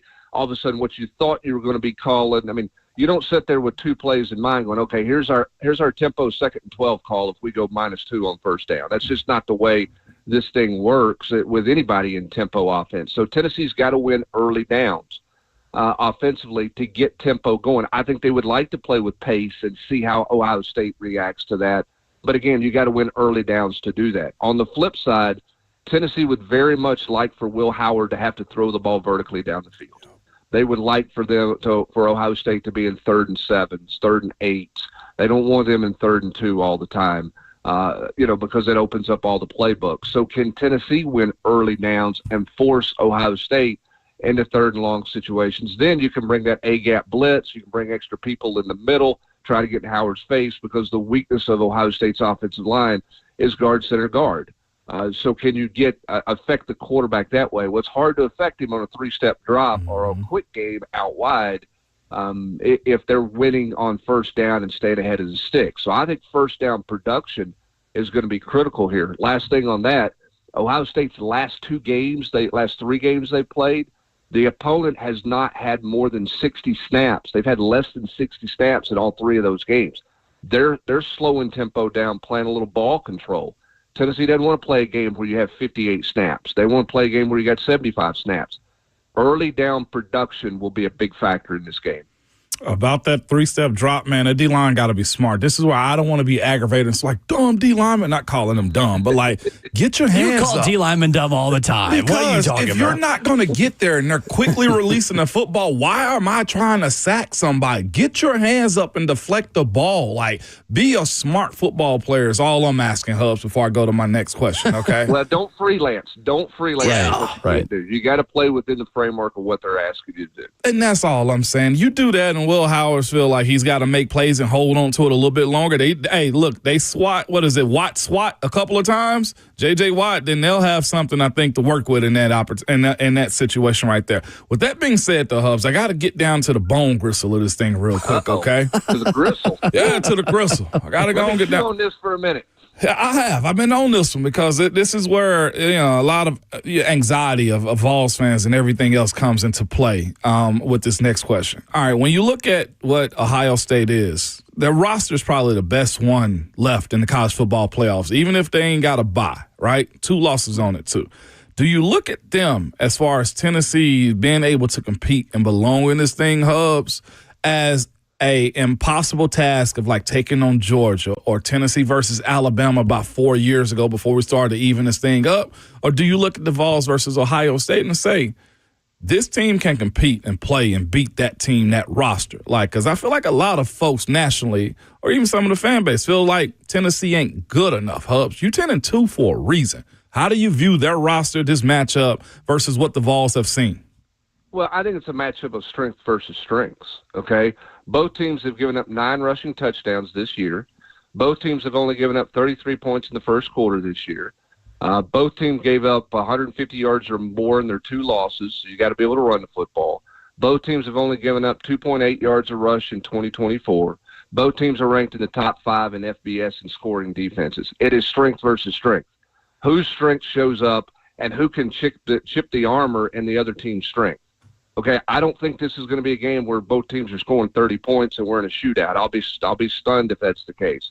So when that happens, then it's about you playing to your strength and you being you, which is why Tennessee's got to run the football. That's who they are. Ohio State needs to throw it a little bit more because they are not as great of a running team as they've been in the past. Their best strength is their speed guys on the perimeter. How do they get them the ball? Carnell Tate had 10 targets in the Michigan game in that loss. They want to get the ball out in space and let them go play. This is the most talented roster Tennessee's played this season, in my opinion. But I do think it's a matchup that makes for a great matchup. Now, when you have 2, quote, evenly matched or fairly evenly matched teams, what does it come down to? It comes down to the intangibles, the little things, hidden yards and special teams. Hey, here's a novel thought. Don't give up kickoff returns, right? What else does it come down to? Don't turn the football over. That's a given every game. But what about the penalty factor? Tennessee's averaging nearly 10 penalties a game in road games this year. You go up there, you play an evenly matched team, and you commit 10, 12 penalties for 100 yards, you got real problems. You got to win the intangibles when you're evenly matched. And I think these 2 teams are evenly matched, whether one's got more 5 stars than the other one's got. I think when you look at the way they played this year, the style of play, who they are, there's a lot of similarities. It's good versus good. When you have that, you got to do the little things well if you're going to win, and that's the key for Tennessee Saturday night. My man. VolQuest's Brent Hubbs. How incredible is it? We're talking about a playoff game. If you had told us 5 years ago, I mean, truly, Brent, I know you've written about this. 5 years ago. I mean, heck, even less than that. You're 100% right. And I do think there is an element, like you said, like we said, this is Christmas Eve in a lot of ways. And regardless of how this game goes, Brent, man, it is a good time to be a Vol right now. Well, it is. And here's the thing. I mean, there is and I love the way Josh Heupel has talked about it. You can't just be satisfied being there, okay? And nobody should say, well, we got there, that's good, it's all gravy from here on out. That's not the way you want to think. That's not the mentality you're supposed to have as a competitor, even as a fan. But I'll remind everybody of this. We are, 5 years, getting ready to be 5 years away from a press conference in the North Studio at the Neyland Thompson Sports Complex where we all walked out of there and went, what in the world is Dondi Plowman doing? She just openly admitted that this thing was a disaster, and there are more violations against this program than she could even count at this point. What kind of road is this thing going down? How dark is this cloud? You thought you were at rock bottom. Man, rock bottom may be further down. There may be a few more floors to that. And you thought, man, she had made just a huge mistake. It turns out she was playing chess and everybody else was playing checkers, and Tennessee is now sitting in a position where they're one of the best athletic departments in the country in all sports, but they took football from its darkest days and have put you on the eve of Christmas getting ready to play in the college football playoff against Ohio State in Columbus, Ohio. It is a remarkable turn and a remarkable build that she engineered with that press conference to start that process that day that Josh Heupel and his staff have carried through. And that's why we're all getting ready to go to Columbus, Ohio this afternoon and get ready to watch Tennessee and the Buckeyes play tomorrow night with a chance to go win the biggest prize of all in college football. Man, I'm glad there's not a brick wall nearby. I'd run right through it. That was awesome, Brent. Real quick, on the way out, Grant R. in Blount County. We've got to give him a holiday question. How do the rules at Ohio Stadium compare to the rules at The Rock, Brent? Well, I mean, based on everything we've seen, you can't write on the walls at Ohio Stadium. But I can tell you what. It sounds like Tennessee's on a full invasion up there. So there may be some rules for the Buckeye fans up there that Tennessee fans bring they're not prepared for. So, I mean, listen, this thing's going to be wild. I know Tennessee fans, when they get the idea that they can go affect the game on the road the way they think they can right now, they're going to show up in droves. And this thing is going to be a blast. I'm not sure Ohio State knows exactly what's coming to town. I'm not sure how ready for it their fan base is. But it should be it should be a lot of fun. That's for sure. I'm looking forward to it. I know a bunch of Tennessee fans are as well. Yes, sir. VolQuest, Brent Hubbs, Friday mornings here on the show. Brent, have a Merry Christmas. We may see you up there tomorrow night in Columbus. Enjoy it and appreciate you as always. I appreciate it, guys. I'll be the guy in a lot of gear. Perfect. Put his arms down by his side. You and me both. For that guy, that's me. All right. Yes, sir. I love it. Thank you, Brent. Thank you, Hubbs. Thanks, guys. There's Brent Hubbs with us here this morning. He's preaching. I forgot about the Don D presser. I forgot all about Come a long that. way.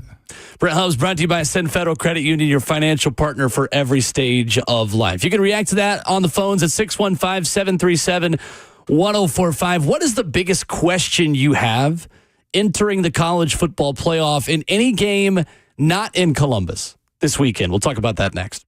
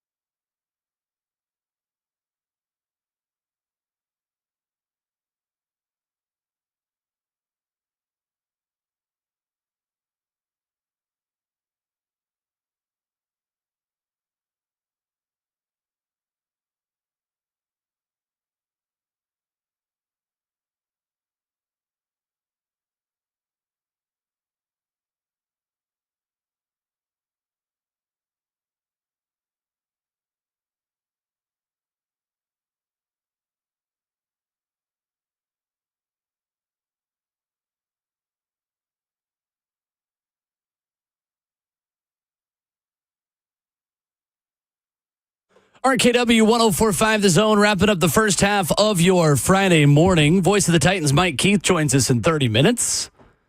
And, of course, Ron Slay at 9:20 today as well. Your phone calls at 615-737-1045. Ramon Foster for games outside of Columbus, Ohio.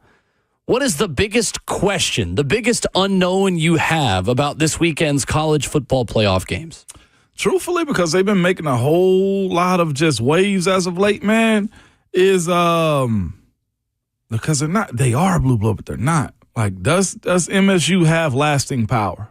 Do they? With competing against the blue blood, SMU. Oh, okay. I genuinely didn't know what you're talking about. Yeah, my bad. Yeah, can they last? Like, or is this like, I hate to use them like this, but Washington? Or, teams like that in the past, like, oh, sure. You got in? Okay, cool. And the reason I ask that is, will they compete against a team like Penn State on the road like this from a warmer place in Dallas, right? That gets somewhat cold. But not just that, but they've been crushing in the portal so far. They got the funds because they got a history of that. And they will tell you, we got money over here. I think they just got another 4-star corner wide receiver out of the portal yesterday. And they can play ball. Penn State's favored by 8.5, but that to me is my biggest question as Don Davenport is covering that game too. Yeah, absolutely. But legitimately, does SMU have staying power in this thing moving forward? I think it's a great question. And I think for Kevin Jennings and Rhett Lashley, the head coach of the SMU offense, the storyline about that offense traveling to cold weather is significantly more relevant than the conversation about Tennessee, to be honest with you. Because that offense has not played in cold weather at all this year.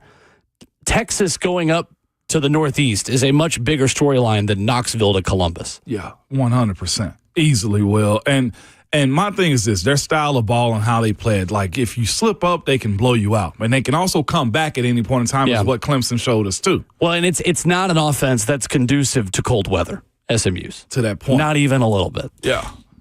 So that to me is the biggest question going into this thing, man, because if SMU gets by Penn State, I don't know what to think of Boise.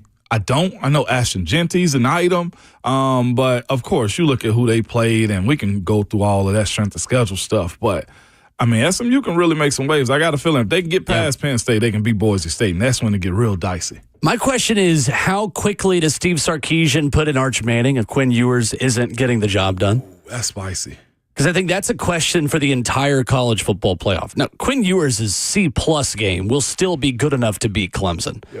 This is not your Clemson defense of 5 to 10 years ago. This is not the same Clemson team.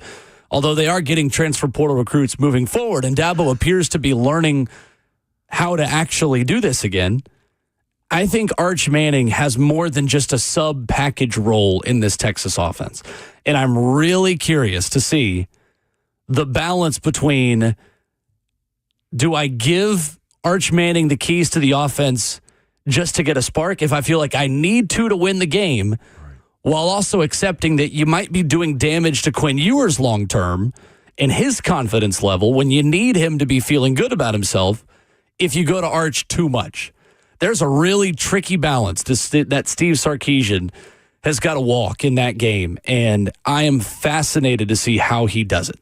Yeah, fascinated. Me too. That was a great question, right? That's a big concern. Because this could be the platform for Arch to just really turn it into his team. It could be him being Tua and Quinn Ewers being Jalen Hurts. Yeah. Like it was for Alabama. There's questions now on if Quinn Ewers is going to hop in the portal and not go pro. 100%. And Mel Kiper suggested that and said if his draft stock doesn't significantly improve over the playoffs, if it still is where it is at the end of this season, he's got to go in the portal and take another year somewhere else because Arch Manning is the quarterback at Texas next year. I completely agree. I'm trying to find the name of their quarterback real quick, man, because somebody just brought it up in the chat. Penn State's backup quarterback, who they have Bo packages. Pribula, who is now visiting UCF and Ole Miss. And apparently he's been an item for them offensively. He won them the game against Wisconsin when Drew Aller went out. And I can get he's on his own schedule as far as the portal goes and money and James everything Franklin else. said he has to be because in order, the way the calendar is lined up, in order to go places to where he has a spot on a roster at a place he wants to end up at, if you're a quarterback, you got to start looking now. That's sticky right there, man. I mean, Sure is. especially if something happens to the starter. Who are you going to? 100%. They're third string. Like, that is I mean, I don't know what SMU's defense is going to do to knock their quarterback out of Right. that, but anything can happen. I don't know what Penn State's offense is. I mean, that's the history of them under James Franklin. I mean, they got No doubt. I get it. You got to go where the check is telling you to go to, but Lord, I mean, like, legitimately, you're in a college football playoff and you got to go get yours. And I think it's more than just the check, right? Like, that's the only position where one guy plays other than kicker and punter. Yeah. Really, you can even play multiple kickers. So really, other than punter, right? Like, in order to just have a spot on a roster, a lot of these teams that are transfer portal quarterback shopping are only going to take one. So if you want to be that one and end up at a place you actually want to go to, you got to start looking immediately before all those spots fill up. It is an impossible situation. And they got him. He's a true dual threat guy, which he's is good. where. Yeah. Not a bad quarterback. Not so. We'll catch up on your phone calls coming up next. 615-737-1045. Jay, Adam, and Micah, hang on. We'll get to you coming up. Plus, Brent Hubbs on one big key for Tennessee against Ohio State. We'll reset that in case you missed the conversation with our friend from VolQuest and on 3. That is next as the second half of your Friday morning comes up after this.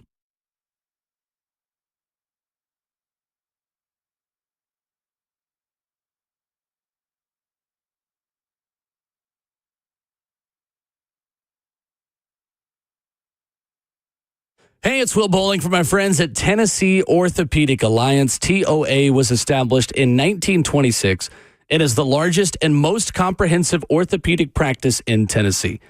They are the leading experts in sports medicine and performance and the team physician for NFL, college, and high school athletes across Tennessee. If you're athletic, if you're moving, they can take care of you. That is the truth about these guys. They provide sports medicine coverage to more high school and college sports teams than any orthopedic group in the state of Tennessee. So whether you're a parent with a great high school athlete who has got a little bit of an injury problem, needs to be feeling 100% again, you can go see him. Or if you're just an adult that pulled a hamstring, maybe doesn't have it the way you used to in those intramural sports leagues, you can go see them as well. TOA.com with 29 locations throughout Tennessee.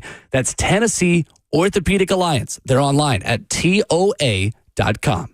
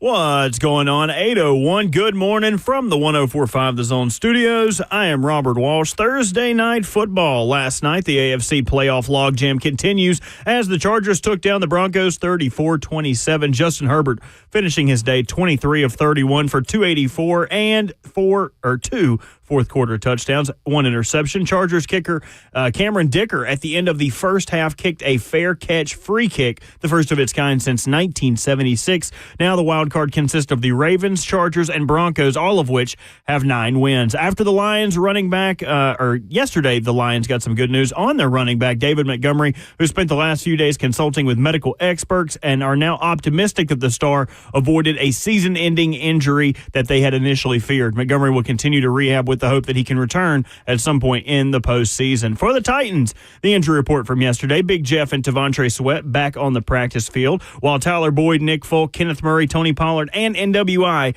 remain on the sideline. Still got Lee Company Countdown to kickoff this weekend with all your favorite Titans media members. Titans Radio picks it up with Rhett Bryan and Coach Mack, the whole Titans Radio crew getting you ready for kickoff at noon. For all your foundation repair and your waterproofing needs, you got to go to USSTN.com. Breaking news at once on your home for the Titans and the Vols. This is 104.5 The Zone.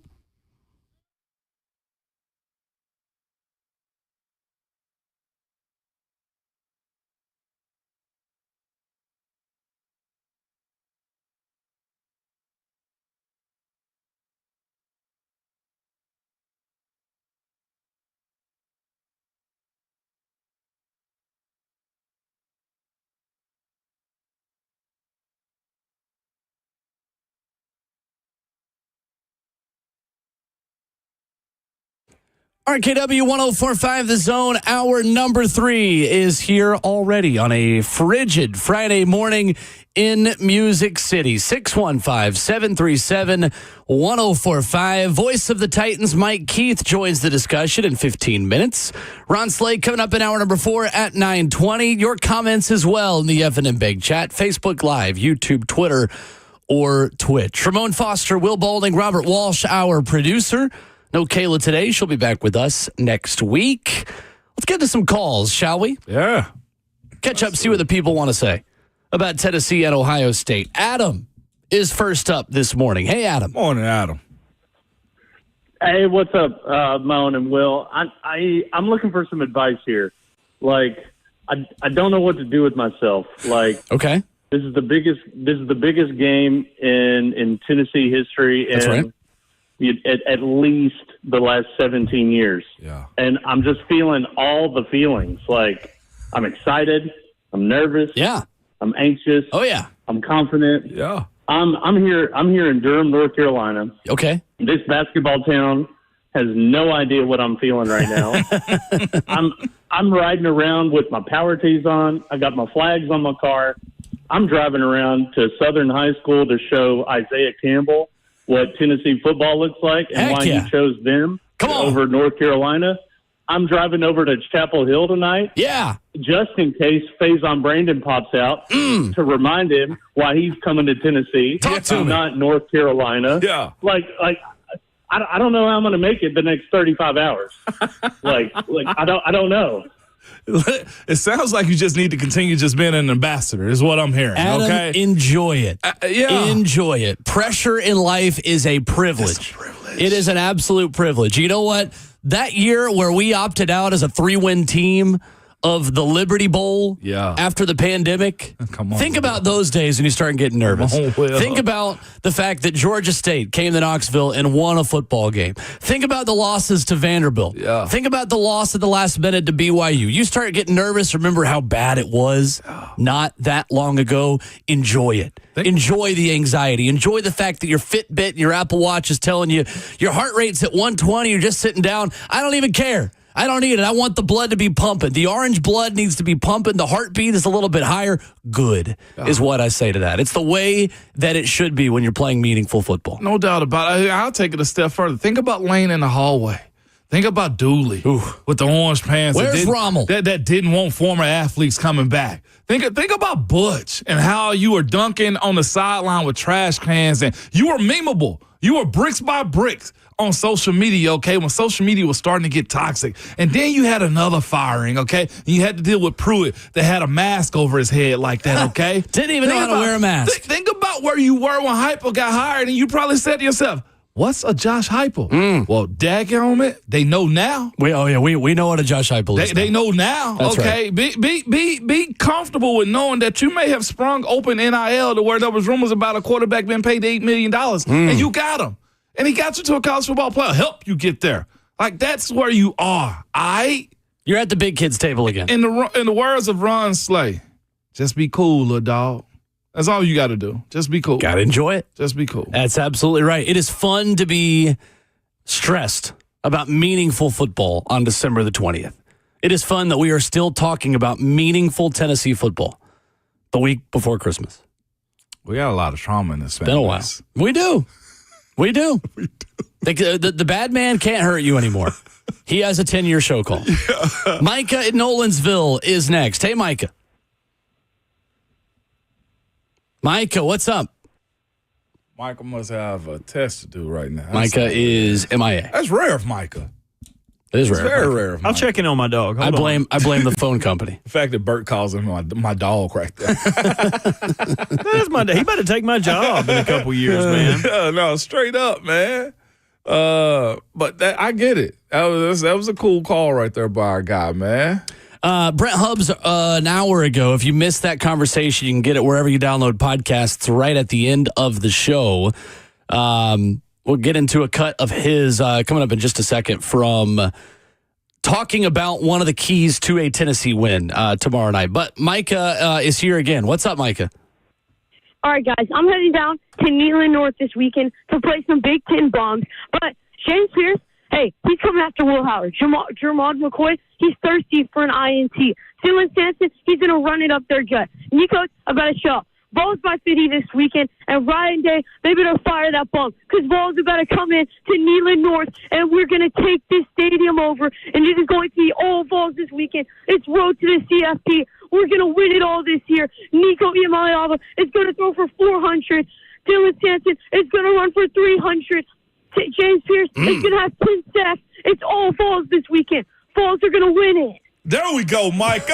Micah Nolensville. He's growing up. A young man called Ryan Day the bomb. That's what I'm talking about. I have that on my bingo card. He called it, man, a bomb.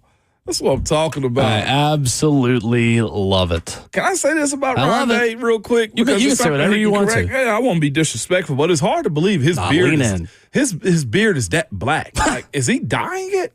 And I say that because I know guys do that. Like, I've never seen a guy with that black of a beard, man. Bert, is that a thing that people do these days? Oh, yeah. I mean, it makes sense, too, though, because if you look back to him when he was like an NFL coach, he was like a baby-faced dude. He didn't have a beard. He was an NFL coach? Yeah, he was with the 49ers, a couple different teams, I believe. But back then he was a babyface, and that was because he didn't have a good-looking beard. It came in looking shaggy. But then he got some college money, got some head coach money. Now he want to feel like he's just for men. No, that's from what Bill Bender told brand us. New. Yesterday, like, you got to look tough if you're an Ohio guy. Like, get out of here. I mean, Ramon, you could ask him that question as long as you start the question by saying, I must ask you a question. I must ask you a question. I mean, I'm looking at him right now. He has, like, real dark hair, but, like, I've never seen a beard that black on a man that's in his 40s. It's pretty patchy. It's pretty patchy? It ain't thick enough. He ain't got one of them thick lumberjack man beards, that people grow down here in Tennessee. He's got one of those patchy, I live in the belly button of the America. There's nothing cool beside my house besides a grocery store. Anywhere that I go to eat, it usually has a drive-through. That's the kind of state that he lives in. I love it. That's my dog right there. Bert you always bring it full circle, man. Put chili on spaghetti kind of state. Yeah, what the hell are they doing over there? Brent Hubbs talked to us about one of the keys for Tennessee and Ohio State. The red zone going to be a major talking point in tomorrow night's game. We asked Brent about that in the last hour.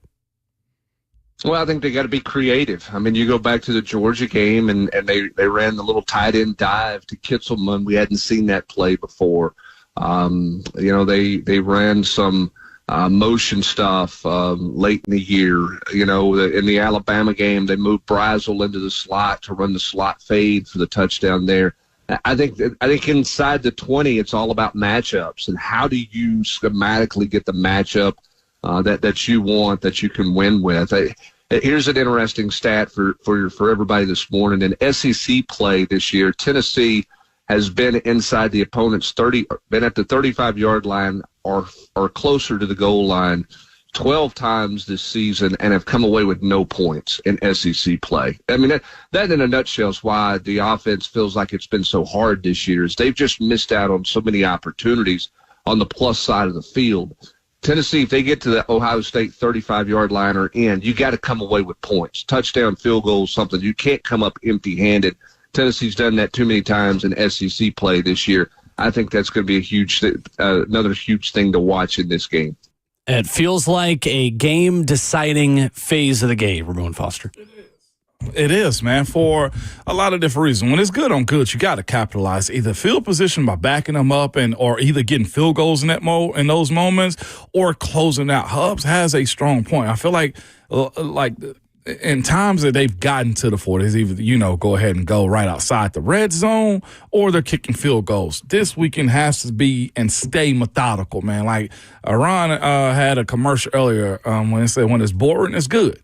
Like them getting across the 50 should be boring, where they continued the pathway and what got them there, to me. Like stay on schedule, hyper. Like don't get to this point and start acting like Coach Klein on the sideline and Waterboy. Like, no, keep the same mentality. If you aggressive, stay aggressive. Don't start getting conservative, man. And that's kind of what I want to say. I want to see them punch Ohio State and keep punching them. And don't color in your beard. Yeah. Which one was Coach Klein? Is that the one that liked to see homeboys naked, or was that a different one? That was the one that was scared at first, remember, where he had to show them puppies. Coach Klein, my mama said. I got you. Where they had to, don't be looking at puppies and stuff. Like, no, be like the coach on the other sideline with the playbook. The one that rips his chest piercings out. Yeah, be him. That's all I'm saying. Coming up next, we shift gears to Titans and Colts with the VOTT. Voice of the Titans, Mike Keith, joins us after this.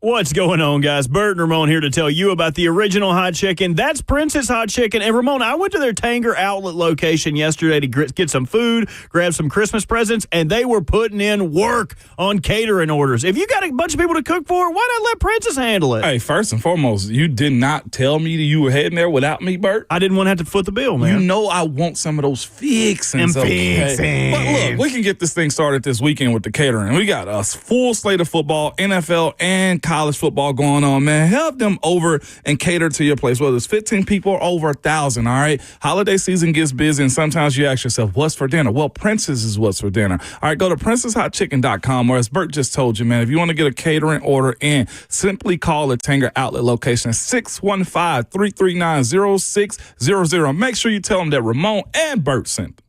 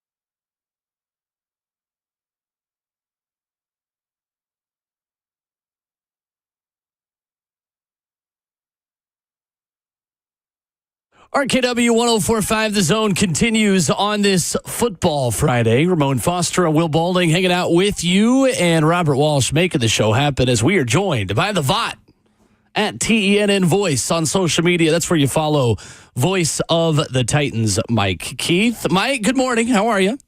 Good morning. I'm well, thank you. It feels a little bit like Christmas Eve. I know that's next week, Mike, and I know you can relate to Ramon and I in this, but with Tennessee, Ohio State tomorrow, it is as amped up as I think we've been in a long time, and you know as well as anybody, these two teams get together. It's only happened once. This is about as good as it gets in college football tomorrow night. We're excited. It really is. You know, when we were preparing, I remember nearly 30 years ago when we were getting ready for the game in the Citrus Bowl, it was really exciting that the two programs were finally seeing each other because in those days, I mean, you didn't. When the Tennessee-Notre Dame series began in 1978, that was a big deal to Vol fans. Tennessee always tried to play a lot of good non-conference opponents. Bob Woodruff wanted that.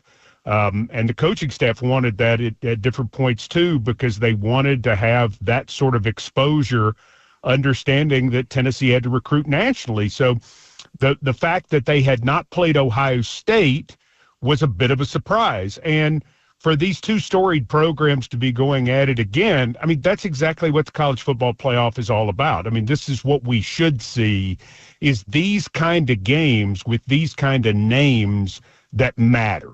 And I think that in and of itself is going to be the starting point where the college football playoff is a hit, because you've got star names involved. Now, if you have great games, which I think we probably will, that's going to make it even better. Mike, when you look at this matchup and just where the Vols are in it too, man, to go back to where Brent Hubb's on, I think you know him from around the way. Familiar with him. Yeah. He went into just a pathway to get to this point where Dundee Plowman had a press conference where she owned like a lot of sanctions that could potentially come against the Vols, man, and just to get the ground zero. Like as an alum yourself, Mike, and someone that's covered this football team, the Vols, man, what has this pathway been like for you? Because we've sat down in bars and watched the Vols beat Alabama and stuff like that. Those are core memories, or what we call that. Core memories, That's Mike. right. What does it mean for you to see this from the outside and being so close to it? It's how it's supposed to be. Yeah. I mean, that's what it comes down to. I mean, Tennessee football is a big deal. And for years, Tennessee football was not a big deal. And that's not how it's supposed to be. Yeah.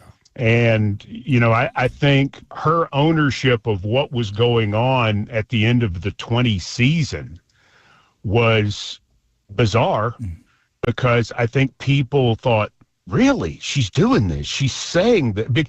Because, I mean, she truly said the quiet part out loud about where they were and what they were facing. And this was a 3-7 program that was in disarray. And she goes, oh, by the way, this is a giant mess that we've created and we're going to own it. And it's like, okay, now they're going to put you under the jail. You know, that's what some people thought. And instead, the overall mindset that she had to go get Danny White, to set up, you know, overall university-wide support of the athletic department in the way that they have, and to make them be functioning together the way that they are. And then, oh, by the way, Josh Heupel turned out to be a pretty good choice. And some other things worked in their favor where they had no luck for years. They got lucky on a couple things. Mm-hmm. Hendon Hooker turned out to be a lot better than he was at Virginia Tech. And some other players came and wanted to be part of the program and made a difference. And, you know, so all of that has come together. It's really, Brent wrote something about this a few weeks ago, and it really is amazing to think about where they were 4 years ago. I was actually on campus that week, the week of the last game of the year, and it was signing day. And I was helping them with their signing day show, which we ended up having to cancel because Jeremy Pruitt's grandfather died. And so he had to leave, understandably, of course. Right. And so I'm driving back and everybody there was nice. It was right in the height of COVID. And then 2 days later, the story hits about the McDonald's bags and whatever else that you read, and you're like, oh gosh, what in the world is this? Mm-hmm. And today you're talking about Tennessee having a chance to play in the national championship tournament, and that was 4 years ago. Wow. I mean, how joyous Vol fans should be and how thankful they should be, because by all rights, and Brent wrote this, by all rights, they ought to be just getting back to playing in a bowl game this year. You ought to be jumping up and down about any bowl game, and rightfully so. Just excited, hey, we've got some sea legs, and now we're back in the middle of it. They're not just back in the middle of it, they're at the top of it.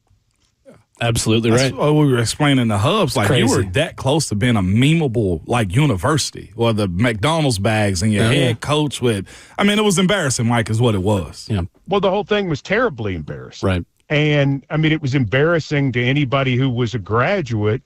And I think there was some feeling, for those of us who have covered things and tend to be a bit cynical at moments, because anybody who's ever worked in any newsroom, even if you work in sports, you're somewhat cynical. Yeah. Because you've seen some stuff and you've heard some stuff and you're like, okay, I don't know about that. Well, there was a part of you that said, Donde Plowman, what are you doing? But then there was a bigger part in me that said, thank God. Yeah. Thank God that regardless of what the outcome of this is, it was time for somebody to step up and show some leadership, and she did. And it is transformative leadership. It's the real thing. Right. It's the stuff they write books about hypothetically. Well, that's what you saw for real. And between Randy Boyd and Donde Plowman and all the people on the board, they stepped up, and they didn't play it, like a PR firm would tell you to play it. And like I said, my response was, thank God.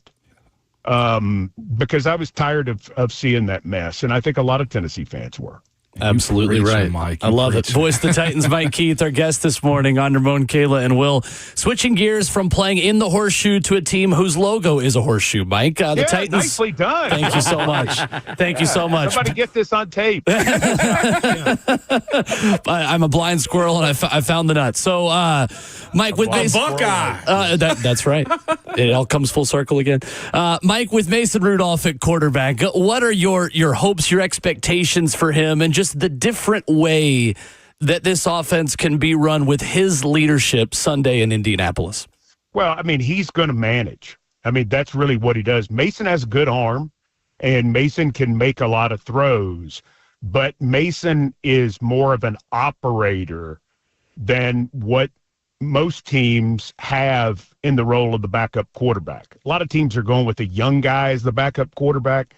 They've got a guy in Mason and in Trevor Siemian who know how to roll an offense. And that's what they're going to try to do. They're going to certainly try to hit some big plays, but they're going to try to take care of the football, string things together, utilize the running game. He'll be able to check to the right protections, check to the right runs, because he's a guy with a lot of experience. And so you're going to hope to take advantage of those things that he does well, and he did them well earlier in the year. Overall, his performances were very solid, if at times unspectacular, and that's okay. Unspectacular can get you a win this weekend. And he can do some spectacular, too. He can make some big throws. He's not without gifts of his own, but I think he knows what the job is right now. I think he knows why he's in there, and I think he knows what this offense needs. Mike, when you look at that also, man, it seems like what Mason does is just, get the ball, keep it in front of you, but his ability to also go downfield, man, is where I think has been lacking a little last week specifically. How crucial could that be against this team, man? It has a dynamic guy, and Anthony Richardson that can hold on to the ball and extend the chains for them too. Well, that's what you want to do. You want to get them behind. You want to maintain possession of the ball. With the type of offense that Indy is running, they need to be rhythmic. Now, they're normally very good on the first drive of the game.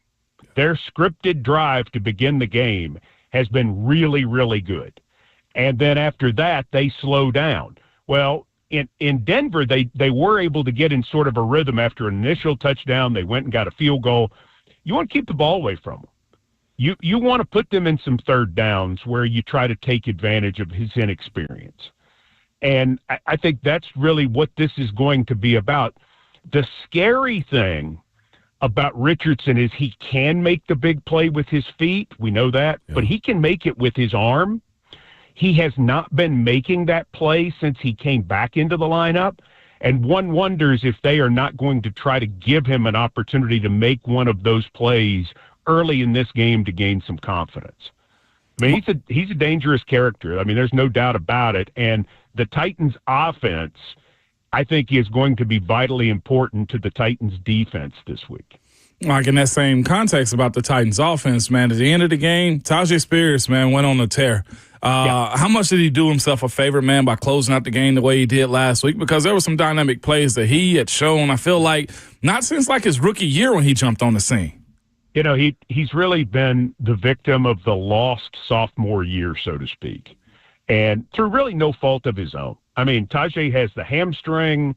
Anybody who knows anything about a hamstring understands that it's a slow process, and you're also limited in practice. And then he has the concussion, and you're out of practice. And so Tyjae has just now gotten into a groove of working. And what you saw last week, the quickness was back, the elusiveness, all of the things that Tyjae's about. Listen, for all of the things that the Titans don't have an answer about, I think their answer at running back is just fine. I think between Tony Pollard and Tyjae Spears, that duo is going to live up to the billing. Pollard has been able to do it this year, and Spears has not. But I think what an opportunity for Spears to close this season on a positive, especially with Tony a little banged up right now. Voice of the Titans, Mike Keith, is our guest this morning on Ramon, Kayla, and Will. Mike, it was interesting in Paul Dehner Jr.'s piece in The Athletic last week how he talked about Brian Callahan compared to Zach Taylor being maybe the more explosive, the louder leader maybe in the locker room. We saw that at the podium this week, and maybe a side of Brian Callahan that publicly the media hasn't been as accustomed to seeing. What did you make of Brian's motivation and defense of his team this week as he really just didn't hold back in support of his guys? I got to tell you, Will, I don't think there was any motivation. I just think it was straight emotion and reaction. I think you saw somebody who heard something he really found offensive, and the more he thought about it, the madder he got. And I think that was 100% real. I've had a chance to see that from Brian on the practice field. For as nice a person as he is, and he is, he's a really great guy. He has, like his dad, that ability to kind of turn it up to 11. And you saw that, you heard that, you understood that in his comments. Because I think, you know, there were a lot of feelings in him about this football team and how he feels about them personally. I think one of the things that really gets lost in coaching at any level is how much the coach cares for the players, how much he likes them. Now, some coaches don't like teams, and they want the season to be over, even good teams. Yeah. You know, there are situations where you're like, man, I hate this team. I want this over. And that's not the way Brian's been with this club. He likes these guys. He likes what they're giving on the practice field. He has said that to us throughout the course of the season, off the air in production meetings. And, I mean, I don't think he would mind me sharing that. And so I think he was – I think he just took offense on behalf of people that he really cares about and on behalf of what he's trying to build. Mike, when you look at what this team can do over these final 3 games, we've talked with you for weeks now about the arrow pointing up at the end of the season, right, and the importance of that. And establishing an identity. This team's identity for years before Brian Callahan was Derrick Henry, was running the football, was everything built around King Henry. When you look at these last 3 games, Mike, in ways this team can form an identity going into the offseason. In Detroit, it was, we're going to bite your kneecap off, and it started to work late for them in that first season. Where does this team, in your mind, go to hang their hat and say, this is who the Tennessee Titans are? And how do you, in your mind, do they go about that in these last 3 games? I think it's physicality. I think that's what it comes down to. I think everything they're going to do going forward will come off of physicality, offense and defense. And I think you have a chance to do it against division opponents. In all 3 games, the line of scrimmage is going to be massively important. Last week, not so much. I mean, Joe Burrow is going to throw it around the yard, right? I mean, that's what's going to happen. I mean, he does that so well. Their run game is kind of I mean, Chase Brown, he had 97 yards on 24, 25 carries. I mean, it's about Joe Burrow. In these 3 games, Richardson and Taylor, you look at Jacksonville with what they're trying to do to help Mac Jones with their overall run game, Tank Bigsby and ETN. And then in the last game, trying to help Stroud with Joe Mixon. And this team beat Houston by out-physicaling them. So that's what you got right now. I mean, that's the best thing you got. So go do it better than these other 3 opponents, and then figure out the rest of it in the offseason and deliver a message within the division that this is who you're going to have to deal with. To me, that's the part that you can hang your hat on, because somebody sent us a question on Titans Tonight with Keith Bullock the other night, and they said, this team does not have an identity. And that's right. I mean, that's where you start, is you have to develop an identity that you're going to go at. So you asking the question, saying, what can that be right now on December 20th? I think leaning into physicality is the thing that they can do best to give them a chance to win and to have that arrow potentially point up as they go into the offseason. Mike, just real quick, one more Vols one before we got to roll out of here. Man, Bob Kesselman gets an opportunity to go back to Ohio State, I think it's from where he is. From where he's from. What does it mean, you think, to a guy like him that's been in broadcast for this long, gets an opportunity to go back to a place that he's very familiar with as far as his family goes, and make a call there, Mike?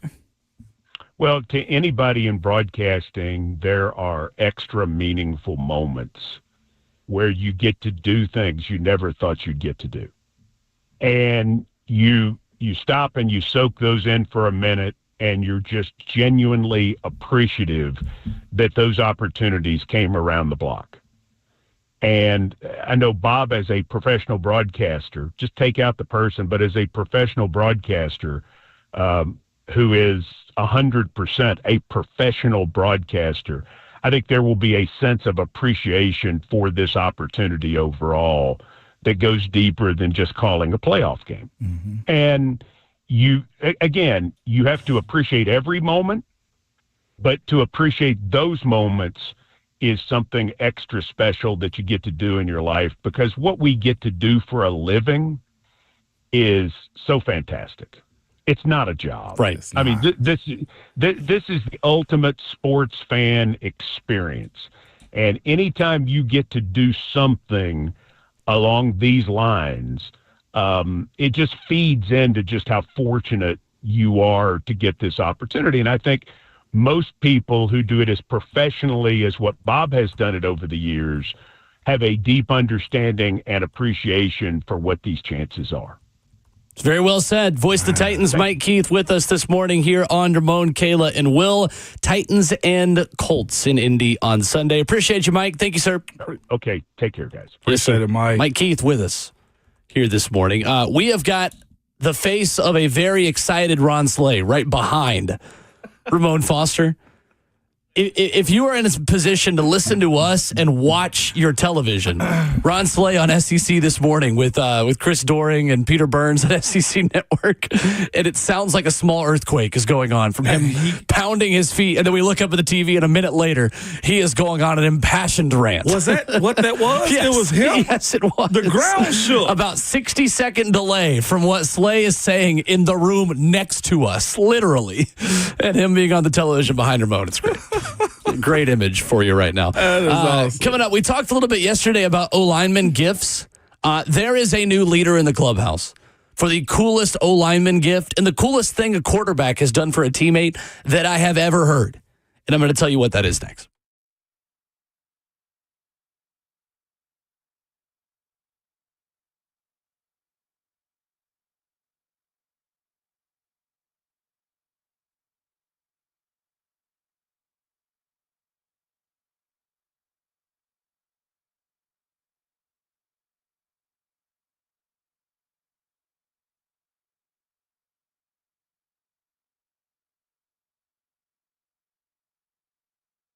It's Ramon and Kayla here for Window Nation.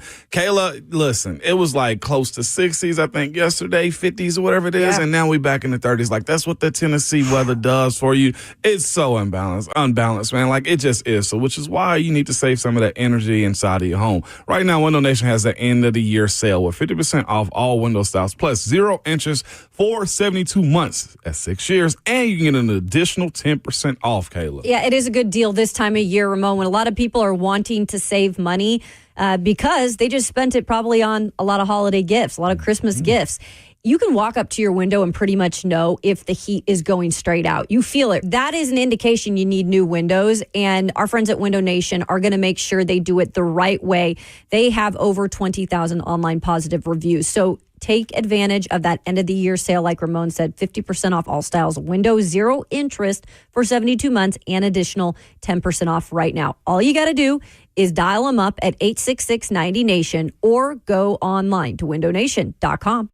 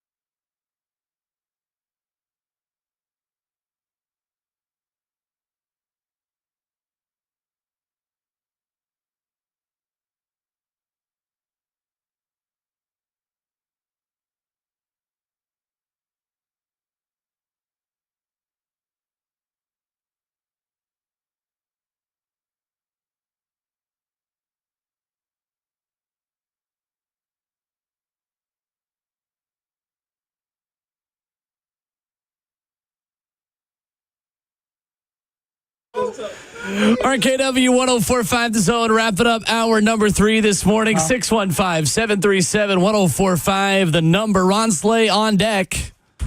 Coming up in hour 4. He was just on SEC Network. They warmed him up for us. And still geeking, man. Yeah, that was awesome.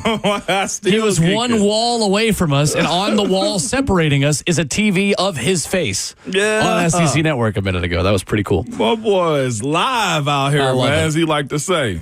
Ramon, there is a new leader in the clubhouse for coolest quarterback gift to the offensive line. I got a feeling.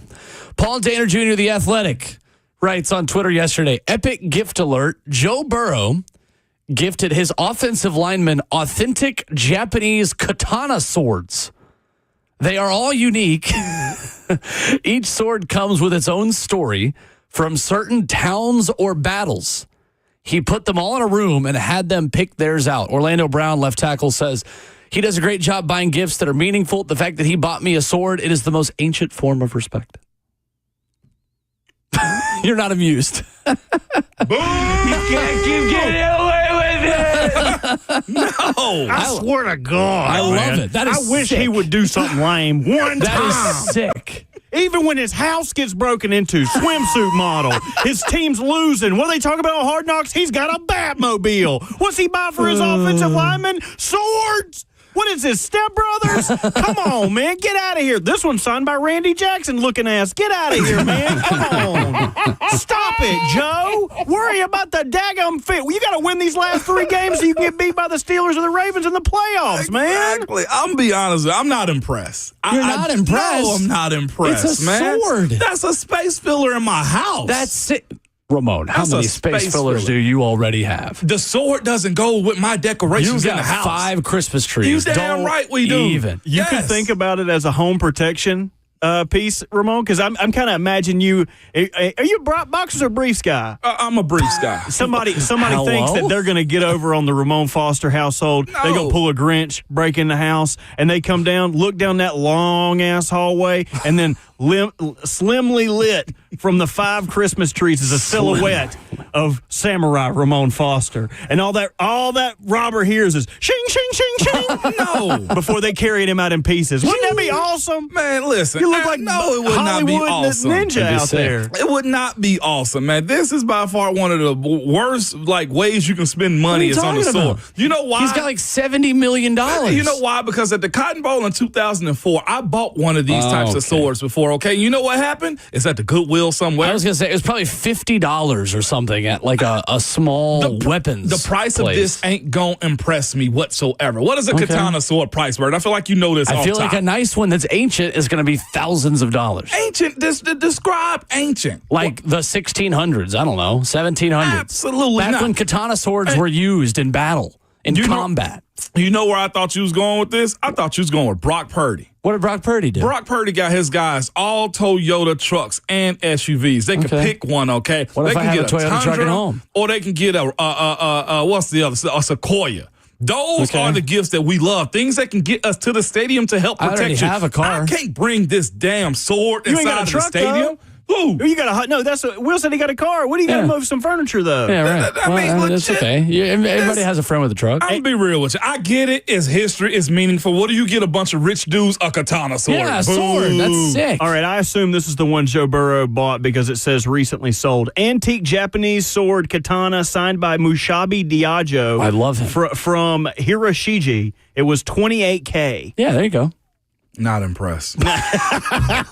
Ramon said, you can give me a You're pocket crazy. knife Not from Tractor impressed. Supply. Your I'd be happier. Bengals hate, your AFC North hate is clouding your judgment. All I'm telling you is this: is Patrick Mahomes got his guys a Rollie, a date Okay. just, okay, What if a I already Yeti have a cooler, Rollie? very functional. You know what's better than one Rollie? What? 2. Yeah. Okay.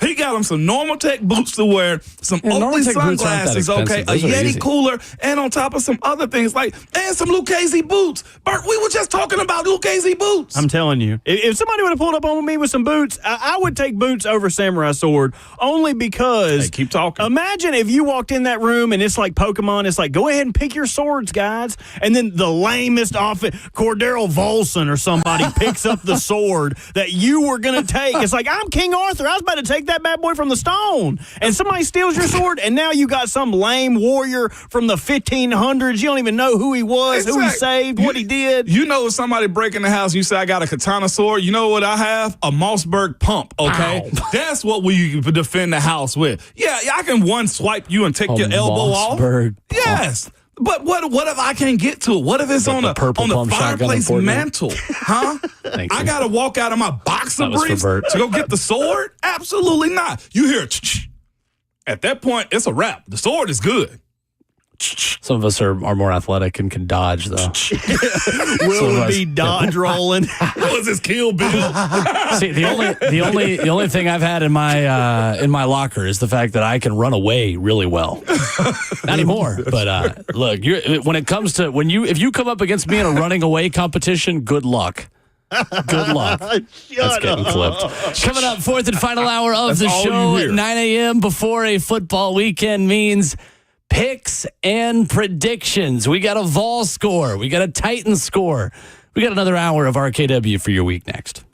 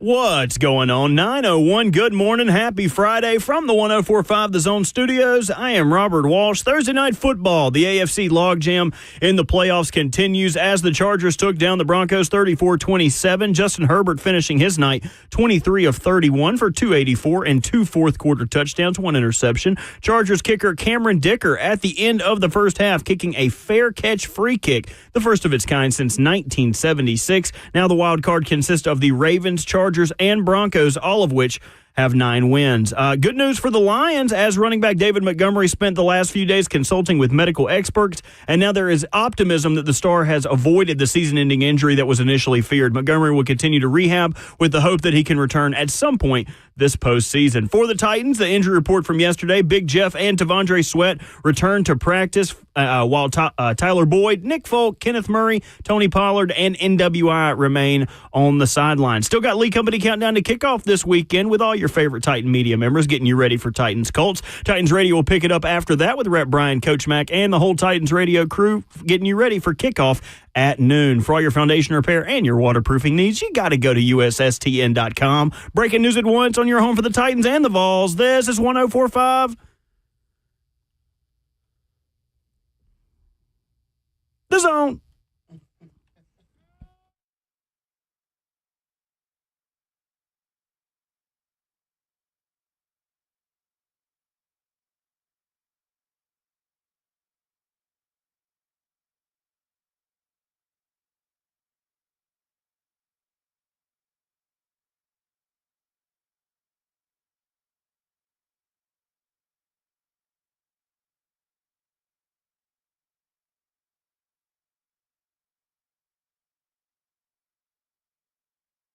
RKW for one final hour this morning and this week on College Football Playoff Eve for the Tennessee Football Volunteers. 615-737-1045 is the number. Ron Slay going to stop by in 15 minutes.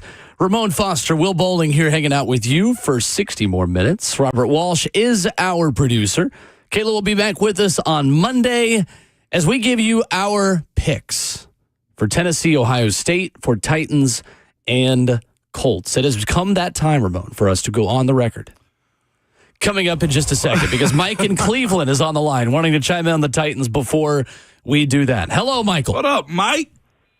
What up, though? Hey, Mon Capone. Yeah. Hey, bro, so am I understanding this? You want a time crunch, or you still going to the playoff game? Yeah. That's what we got going on. Okay, homie. Okay, bro. Okay, so you remember a couple years ago, a good and gracious man blessed me with Titans playoff tickets at the last minute. I do remember that. I do remember that. Okay.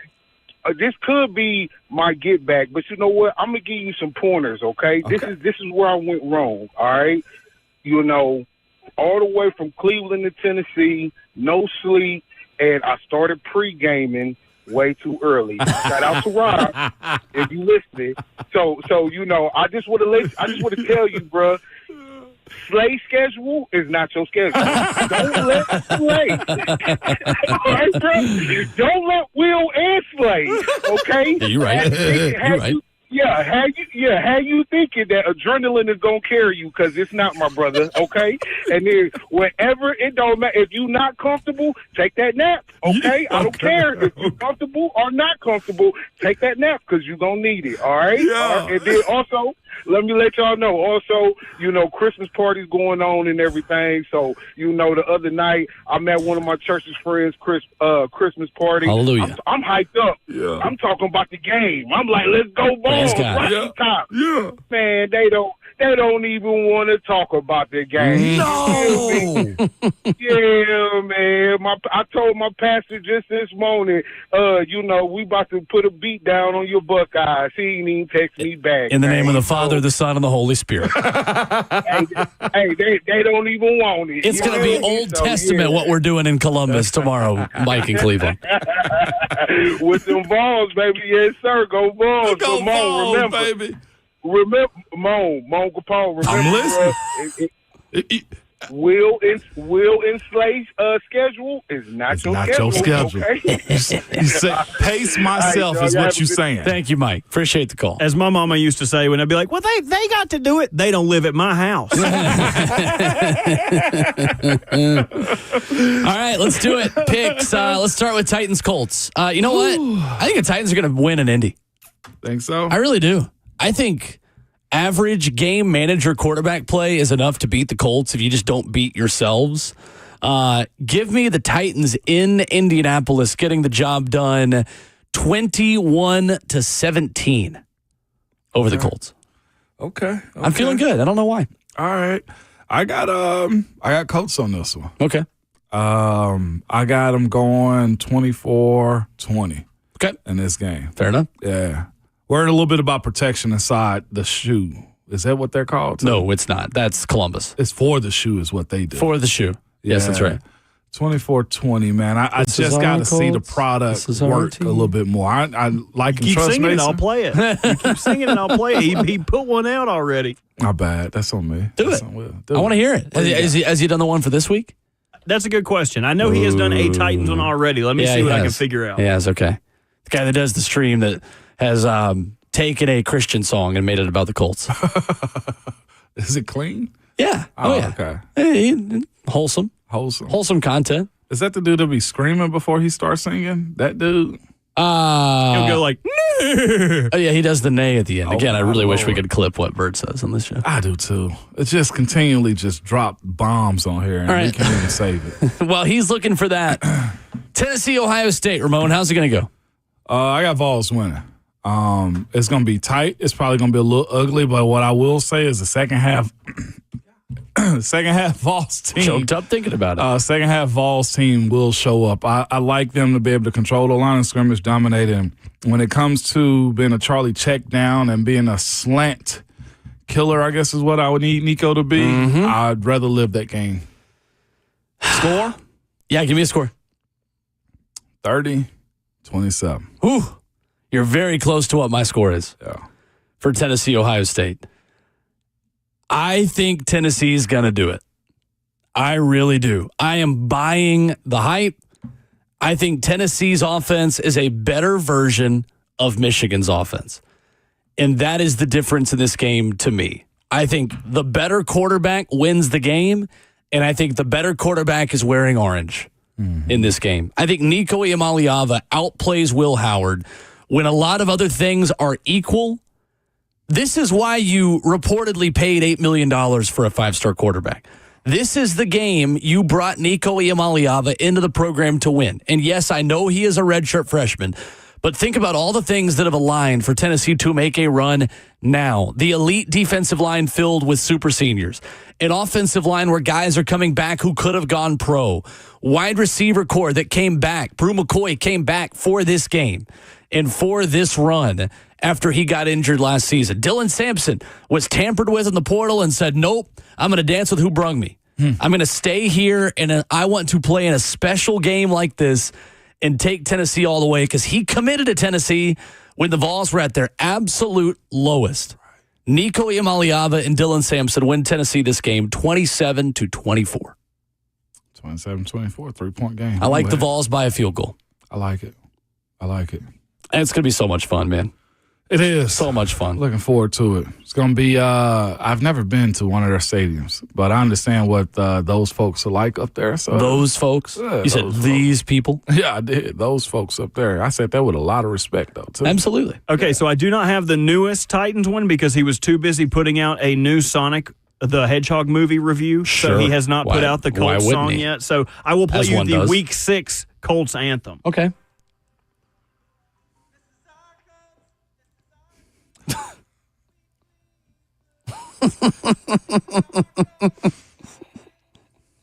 We love them.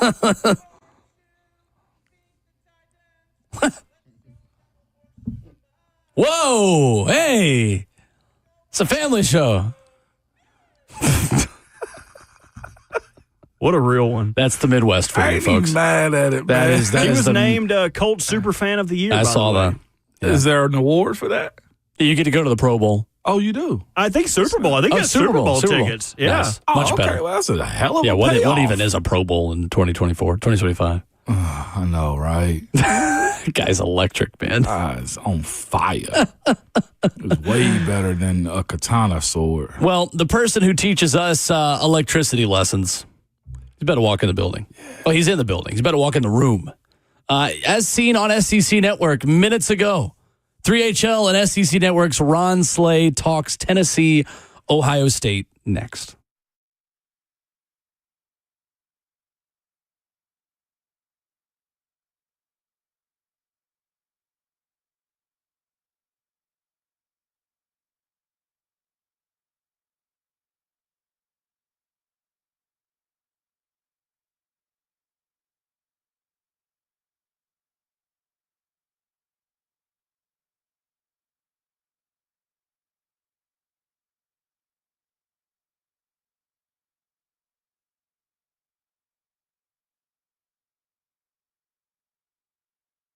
It's Ramon Foster Hiller, plumbing, heating, cooling, and electrical. Y'all, Hiller is still giving away cash for the holidays, all right? But besides that, man, they got a $99 drain cleaning special. I used that yesterday at my house. All right, shout out to Hiller for coming by earlier than what they said they would, too. You can always count on them, man, to do great work. But besides that, they also are giving you $500 Visa gift cards when you buy a select new HVAC system or new whole home generator. You can get a $250 Visa gift card when you buy a new tankless water heater. These deals are available until the end of the year, so get them over to your house. Schedule today at happyhiller.com.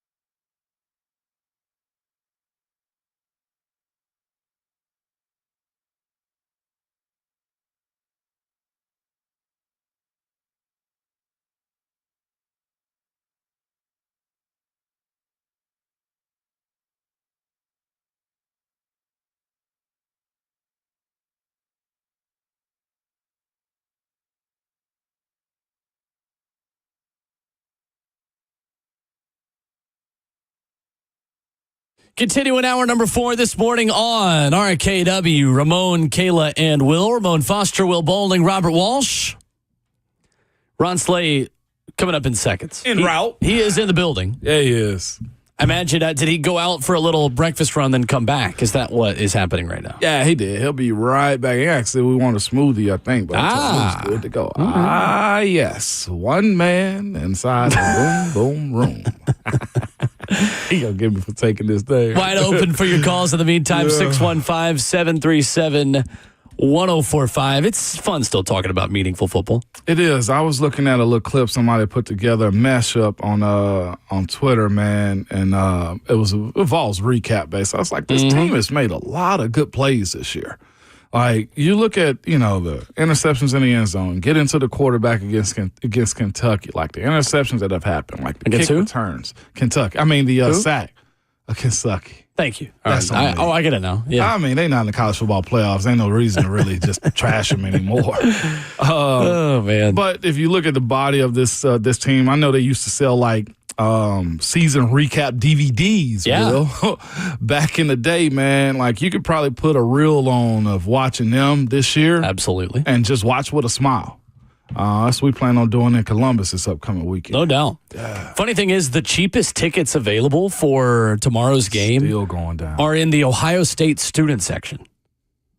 Bombs. Like, I don't think people are prepared for the fact that there is going to be orange everywhere in the Ohio State student section because that's where most of the tickets are available. Yeah, it's insane. I mean, it's $80 now to get in. $80 to get into a college football playoff game. Let me put our ego aside real quick. Okay. No, I won't. That was a quick turn. Much? I know. How much would these tickets be in Neyland, in Knoxville? I think the minimum, the cheapest, would be $500. Cheapest would be $500. I think the absolute cheapest would be $500. I'd love to know the decision making between not flipping seeds as far as 8 and 9 or Tennessee hosts. You know what I'm saying? Like why Ohio State's hosting? Yeah, why they have 2 top 10 wins. Yeah, but just like the game gonna sell out regardless. I know, it's just but like the optics of it. They're not thinking that way. I know. The committee. That's tough right there. It was, to me, it was just fascinating that tickets are this cheap. And I understand the students are probably out of school and stuff like that. But it couldn't be my school out here begging for folks to show up. They're even cheaper in Happy Valley where it's $35 to get in. Well, it's hard to get there. I can understand that. It is hard to get there. It's hard to get there. I was already looking into that if Tennessee was headed to Penn State in the first round. There ain't no easy way to get to Happy Valley. No, it's not. I might have the hook for you. Really? You do? I have a couple friends who went to Penn State. Really? So if that's the case, let me know, and I might be able to help you out. You flying to Harrisburg? Where's that? I ain't been up there. I don't know. I don't mess with them people. I just know them. I did a car show once in Harrisburg, PA. I know a very lovely news reporter who used to work there. In Harrisburg? In Altoona. Altoona. By the name of Peyton Kennedy. Okay. Shout out to Paything, man. Paything. Somehow we got to get her nickname, Will. She family now. Mayor Ron is in Nashville with his Titans thoughts. Hey, hello, Ron. Hey, Merry Christmas. You as well, Merry Christmas. Man, that cruise Kayla's on sounds awesome. Sure does. A little chilly last couple of days. I got you one today. Well, let's see what we can do here. All right. Can't wait. My fellow Titans fans, send your wish list to the North Pole. Die-hard fans, this season has touched your soul. A McNair jersey I wished from Santa with cheer. I still have mine. Steve, we wish you were still here. Many are asking for the Titans to get the draft right. I don't think Rudolph's wish was to number 8's delight. If your list was for a right tackle, Santa will make that come true. The left can move to the right, and any new tackle will do. Brian's vision on display, his offense will now glow. Ooh, you're really going to get me going. Just watch the show. Merry Christmas to all, and tune in to Tennessee. How about them Vols? Big Orange make us a beautiful memory. That's right. Titans fans, be patient. We will reach our goal. Let's start by giving the Colts a stocking full of coal. Our lists have been mailed. Santa is coming to town. We're all Derek hungry. Relax and just sip on a little crown. Hey! There he is. All right, now it's over. Baby. Ron in Nashville. He said, you really going to get me going. Look, the detail. Man. The detail. I love it. That's what I'm talking about, man. I absolutely love it. So, knowing you, I feel like if the directive from Mike in Cleveland was to not treat your Saturday like Slay will, I don't know if you're going to be following that advice. Oh, me? I gotta. You said, who, me? I gotta somewhat follow the advice. I have to. I gotta be a pro on Sunday. You just gotta have a cutoff time where you start just mixing in a lot of waters. Oh, I will not go Frank the Tank because that'll happen if the vibes are good. I can go Frank the Tank, Will. And what I'm telling you is this: that Sunday morning inside that stadium with that loud noise, they get a little loud up there. I realize, and in Indianapolis. I can't afford it, Will. I'll be good. Ish. Indianapolis-ish. Yeah, there you go. See, you crack the door open to tomfoolery when you say ish. My voice, that's a different conversation right there. Yeah, that's right. Yeah, my voice would be a different conversation. But I'll be good-ish. It'll be a good time. What about you, though? What about me? You going to be good? I got to drive 5.5 hours that day. You coming back that night? No. Absolutely not. Are you kidding me? No shot. No shot. I did have some fraternity brothers do that in college, and we lost to A&M my sophomore year, 2016. They were so upset about the way the game ended. They were like, let's just go ahead and drive overnight. I feel them. And they drove from College Station to Knoxville overnight. Look at Ron Slay entering the building, ready to go. He has gotten warmed up on SEC Network this morning with Chris Doering and with Peter Burns. He is fired up. This is Ron Slay at his absolute best today, heading into Columbus tomorrow. He good is what I'm going to tell you. Oh, he's always good. Look at him right now, getting his nutrients in right now. He got a shake right now. He got so much energy. I know a nap is on the schedule. This is the calm before the storm. You think Santa is carbo loading? Santa's on Christmas on the 23rd. Santa has got to load up. He's got to rest up. He's got to prepare. Ron Slay is here. He's going to go on his own sleigh ride to Columbus, Ohio this weekend. Slay, good morning. What's happening? How we doing? I'm just out here, man. Look, having a good time, man, living life, just knowing that, man, when you go up to a person and they ain't got no shoes on, just know they've been up there to the shoe. It's probably a Vol because we tossing our shoes onto the shoe as soon as we get this done. It's becoming a thing. You know I don't know if y'all heard it. Yeah. I don't know if you heard it. It's real. Vols win. There's going to be a lot of barefoot fools out here. All I'm saying, and guess what? They can't get hot at us. You know why? Why? Because I done been in hockey matches. You feel what I'm saying? Yeah. When they get the hat trick, what they do? They toss their hats. They toss the hats. You feel what I'm saying? Like I've been to these places. You know what I mean? Like I seen the catfishes go out there to the press and go on the ice. I don't know how they get in. I don't know. Want to throw these shoes. Tradition says For my football team. All right. I can go even further to why you make it sense. I need you to go there. Whenever a guy is hooping. Come on, and man. he's done. Whether it be high school, whether it be college, but they tie the shoestrings up and they throw them over the power line. That's what it is. It's been there before. That's what it is. That's what it's been. Man, right? Savage, when you honoring a little baby, I'm going to go and look. I'm going to tell my mama, go into one of the storage bins because we got a couple of them probably somewhere out here. Find them little bronze baby shoes, the ones that hang on the mirror. Yeah. I'm bringing them, Savage. I'm tossing them. Cornhole tossing or you tossing like a javelin? I got to go over the arm toss because, you know what I mean? I'm 36 rows up now. But I'm going.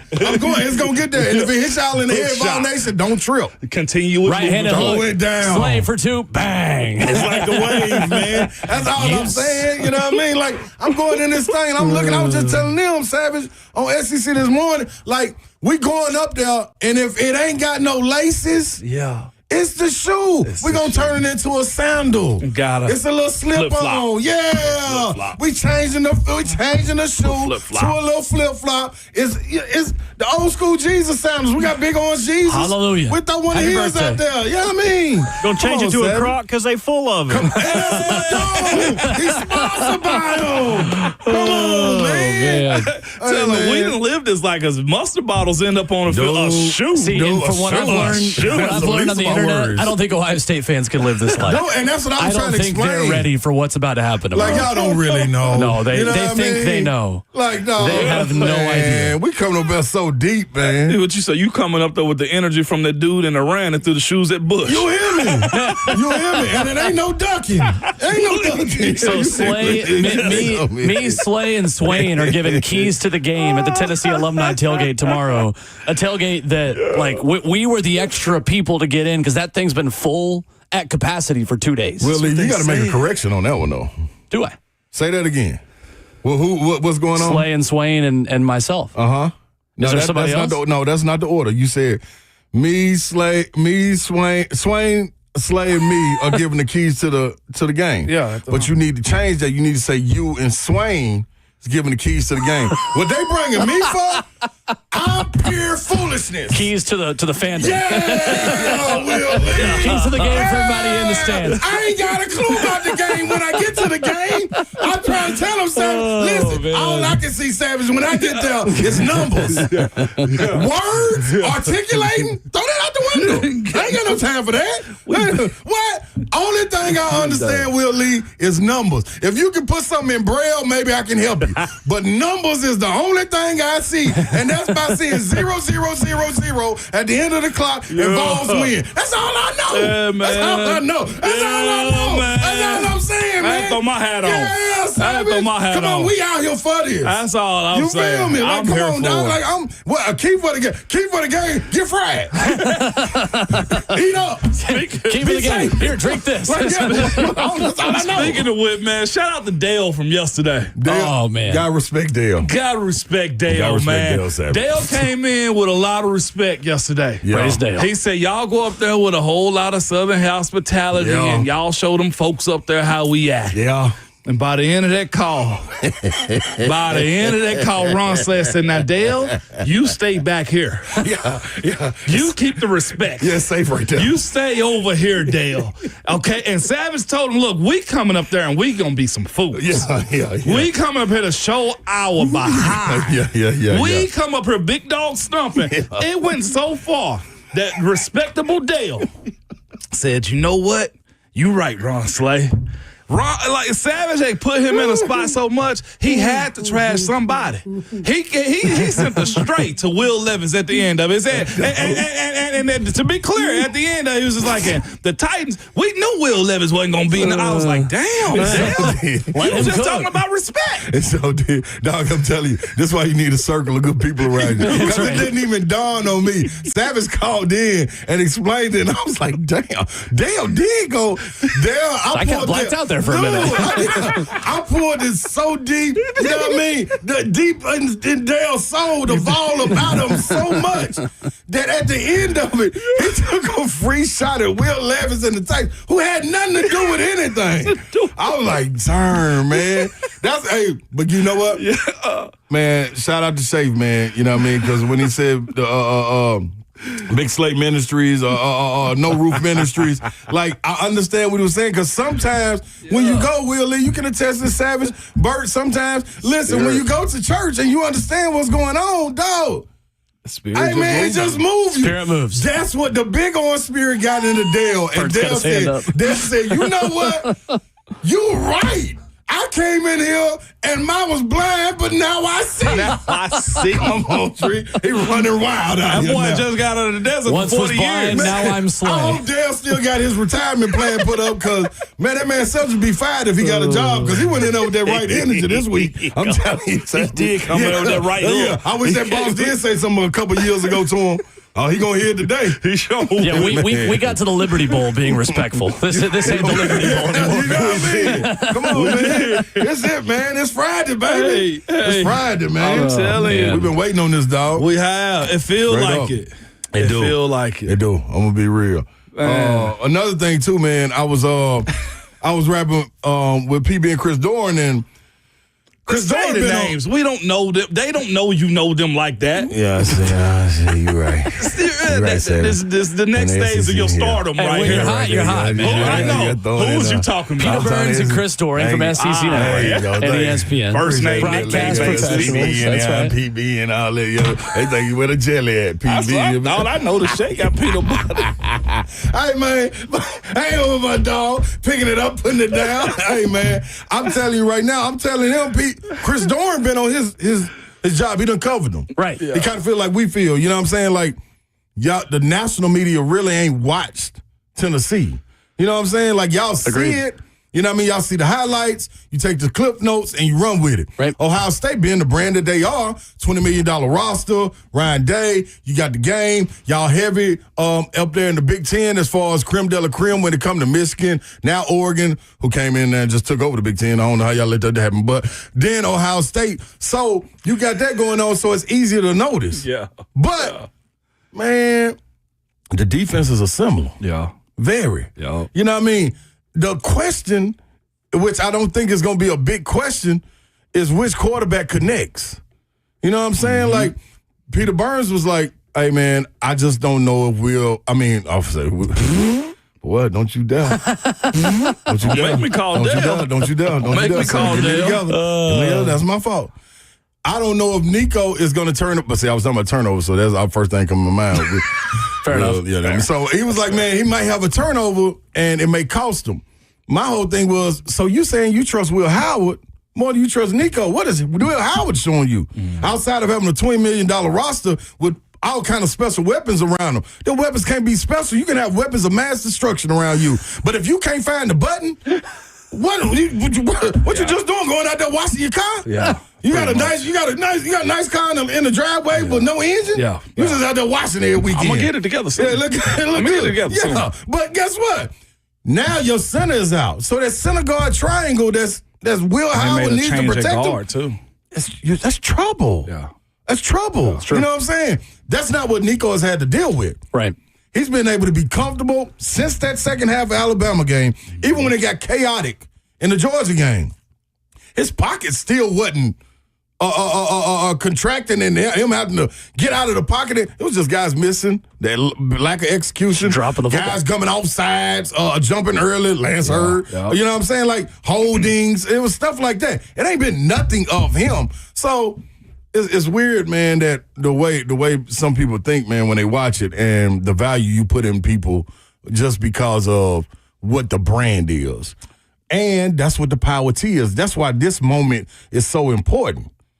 It's a time for us to be able to go back. When you think of who's sitting at the table, Texas, Georgia, Alabama, Ohio State, Michigan coming off of it, Oregon, USC when they rolling, Notre Dame, Tennessee's in that category. You just been running wild.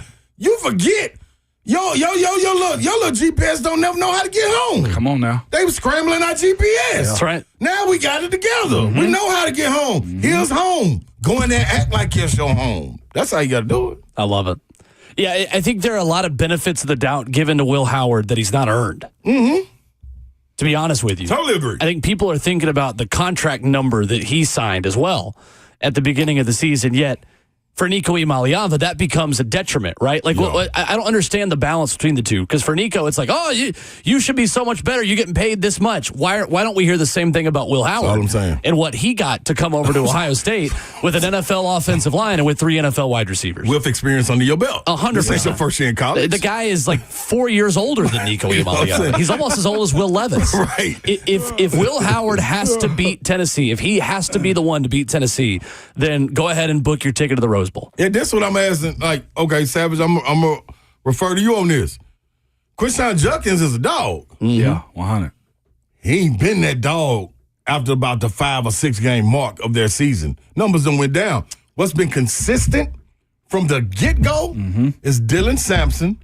And when that offensive line plays the way they do up front, there is no ifs, ands, or buts what Tennessee is. Right.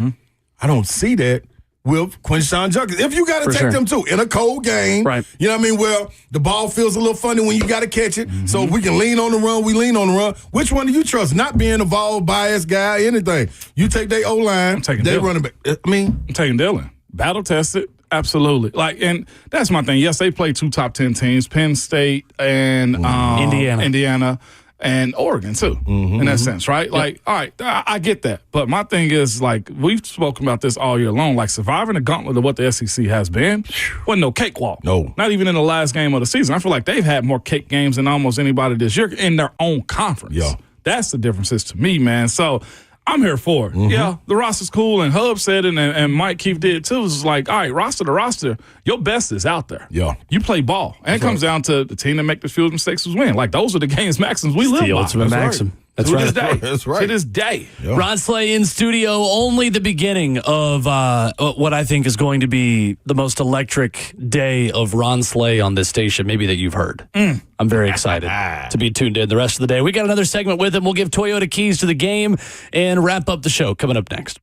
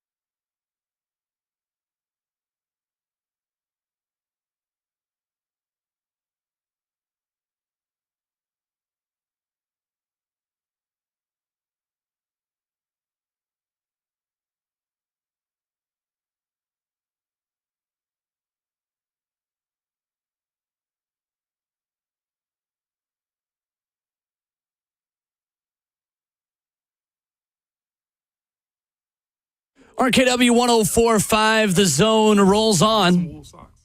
As we wrap up the show and the week, Keys to the Game brought to you by your Middle Tennessee Toyota dealers, where you'll find more all-wheel drive and electrified hybrid vehicles than anywhere else. Come in for a test drive today. Toyota, let's go places. Ramon Foster for Titans and Colts on Sunday. Give me your keys to the game for the Tennessee Titans. Control the pace. Don't get off schedule, man, as it pertains to the quarterback play. All eyes are going to be on the quarterback play, and I think that's first. And, my second set of keys, you always get 2 pair of keys with a car. There you go. Boxing Jonathan Taylor. If you're going to win it has to start with those 2 things. Your quarterback playing better than theirs, and that's easy to do considering he's only throwing like 46%, but control his legs in the ground game, whether that be Anthony Richardson or a Jonathan Taylor. You got to do those things to walk out of there with a dub. It's going to be loud, toxic, and they're going to be trying to laugh at you, so stop the laugh if you don't want people picking against you. That's right. I like it.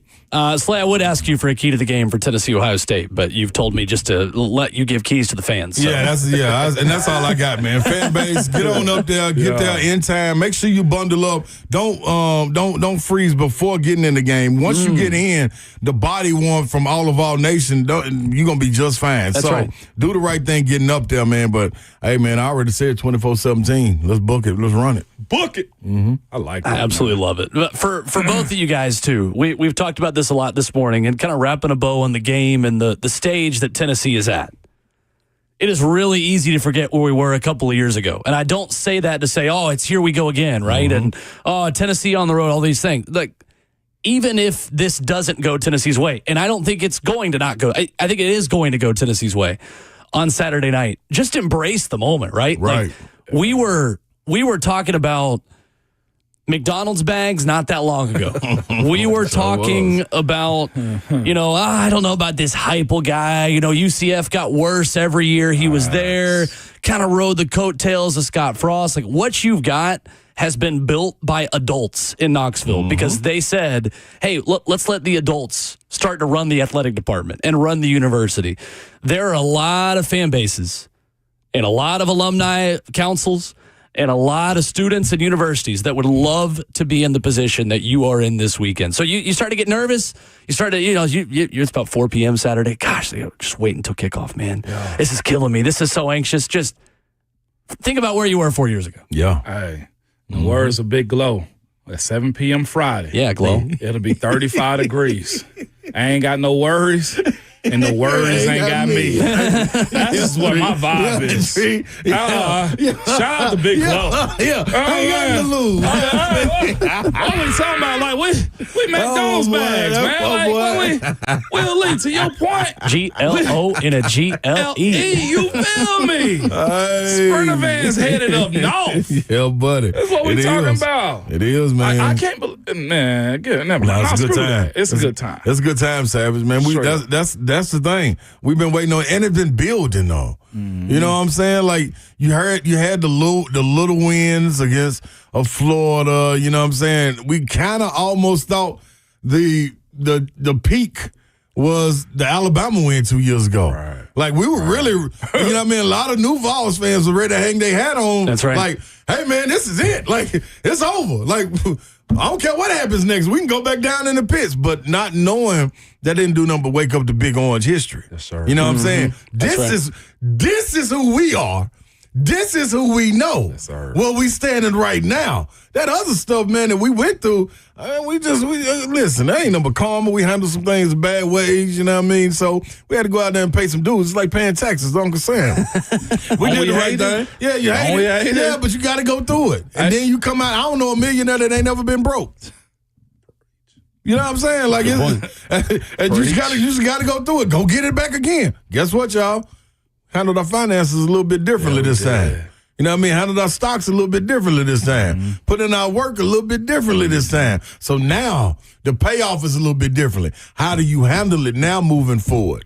It ain't we go and splurge or do something silly. That's what we're supposed to do. Dress the same. Be the same you. What's nuts about it, though, is, like you said, to get to that point where you had to, and Vols fans, we hated to do it. I'll never forget. The hiring of foreman was celebrated big time. Yeah. And you had to go out and get some outsiders. You swallow a lot of pride. You did. To say maybe our way isn't the best way. That's right. For real. Let's let the Tennessee way evolve into something else Yeah. from an outsider's perspective. And Danny White, who isn't going to come in here and just establish the status quo. Let's do something differently. Something different. Because what we was working on, it was not we good. kept doubling down on incompetence. We did. Yep. And that to that point, though, Will, I'm going to ask you to do the Bang thing because these Ohio State fans ain't ever been in darkness like this. They had one half of a year of darkness. They don't get it. They merely adopted. Like we were, what were we? Merely adopted the darkness. I was born in it. My boy do that. I let my boy do that. I ain't gonna lie to you. This is Columbus's reckoning. You better believe it. You better believe it. I'm about to be coming out through the middle of the field like Bane in Pittsburgh. If they're not careful tomorrow. And you gonna have some homies with you. You That's hear me? right. We're rolling deep. Savage asked for the red button earlier. We got one. Yeah, touch it, punch it. Whatever you got to do. Let's go. Mass destruction on the way. It's going down, man. Mass destruction on the way. I can't wait, guys. It's going to be fun. Yeah, it is. Yeah, it is, Jael. It is that serious. I ain't paying you no more to this. Just a college football game. Shut up. There's our resident troll. Yeah. You put him in a little box and just keep on walking back. Just throw a dollar in there. Throw a dollar in there. Give him a sandwich. Slice a pizza. You know what I mean? Just keep on walking back. Don't even acknowledge me. All right. He always there. Like Oscar the Grouch on Sesame Street. Always in the little trash can popping out. What's crazy? He's acknowledging like it's what I'm here for. Yeah, and I understand that, and that's cool. At least embrace we need him. Yes, we need Jael in there. He keep a lot of things straight in the chat. I'll give him that. Putting food on our tables. That's great. Good energy, bro. That's great. Well, 3 to 6, 3HL will be an electric factory today. I have no doubt. Absolutely, man. It's going down, dog. You in Brenton. Man, you all again, baby. Just rocking it out. Babs got Penn State. How about that? Playoff game for Don Davenport. Penn State. You got Happy Valley. Penn State. Tomorrow, right? Penn State SMU tomorrow. You could start your playoff day by watching Don Davenport on the sidelines of a playoff football game. Good stuff. That's awesome. What y'all got with Notre Dame, Indiana? Did y'all pick them already? I've got Notre Dame -7.5. I picked the +7 on Indiana. Okay. Yeah. I don't think the Indiana offensive system travels to snow and cold weather. Okay. Even though they are a northern team with a Canadian quarterback, the system is not from anywhere. This will be a good omen, though. Throw it around the good omen to show us what it looked like. You know what I mean, as far as 100%. pass and catch going on. Before we go and like this year, I feel like sometimes something like two of these teams have made it in the past like 4-team structure. Yeah. It's like they don't belong. Yeah. I don't feel like we have that this time around. Right. Like everybody in it, I feel like deserve to be in it this time. Whereas I don't know if a blowout's gonna happen, but it feels like even with SMU, they've shown that. I like SMU. You see what I'm saying? Like this one feels like all right, Bama didn't get in, Ole Miss didn't get in, South Carolina didn't get in, but who you gonna kick out? Yeah. To turn the lights on. If it was anything I was going to do, I would change the seating. But as far as the 12 that's in, let's roll. I like it.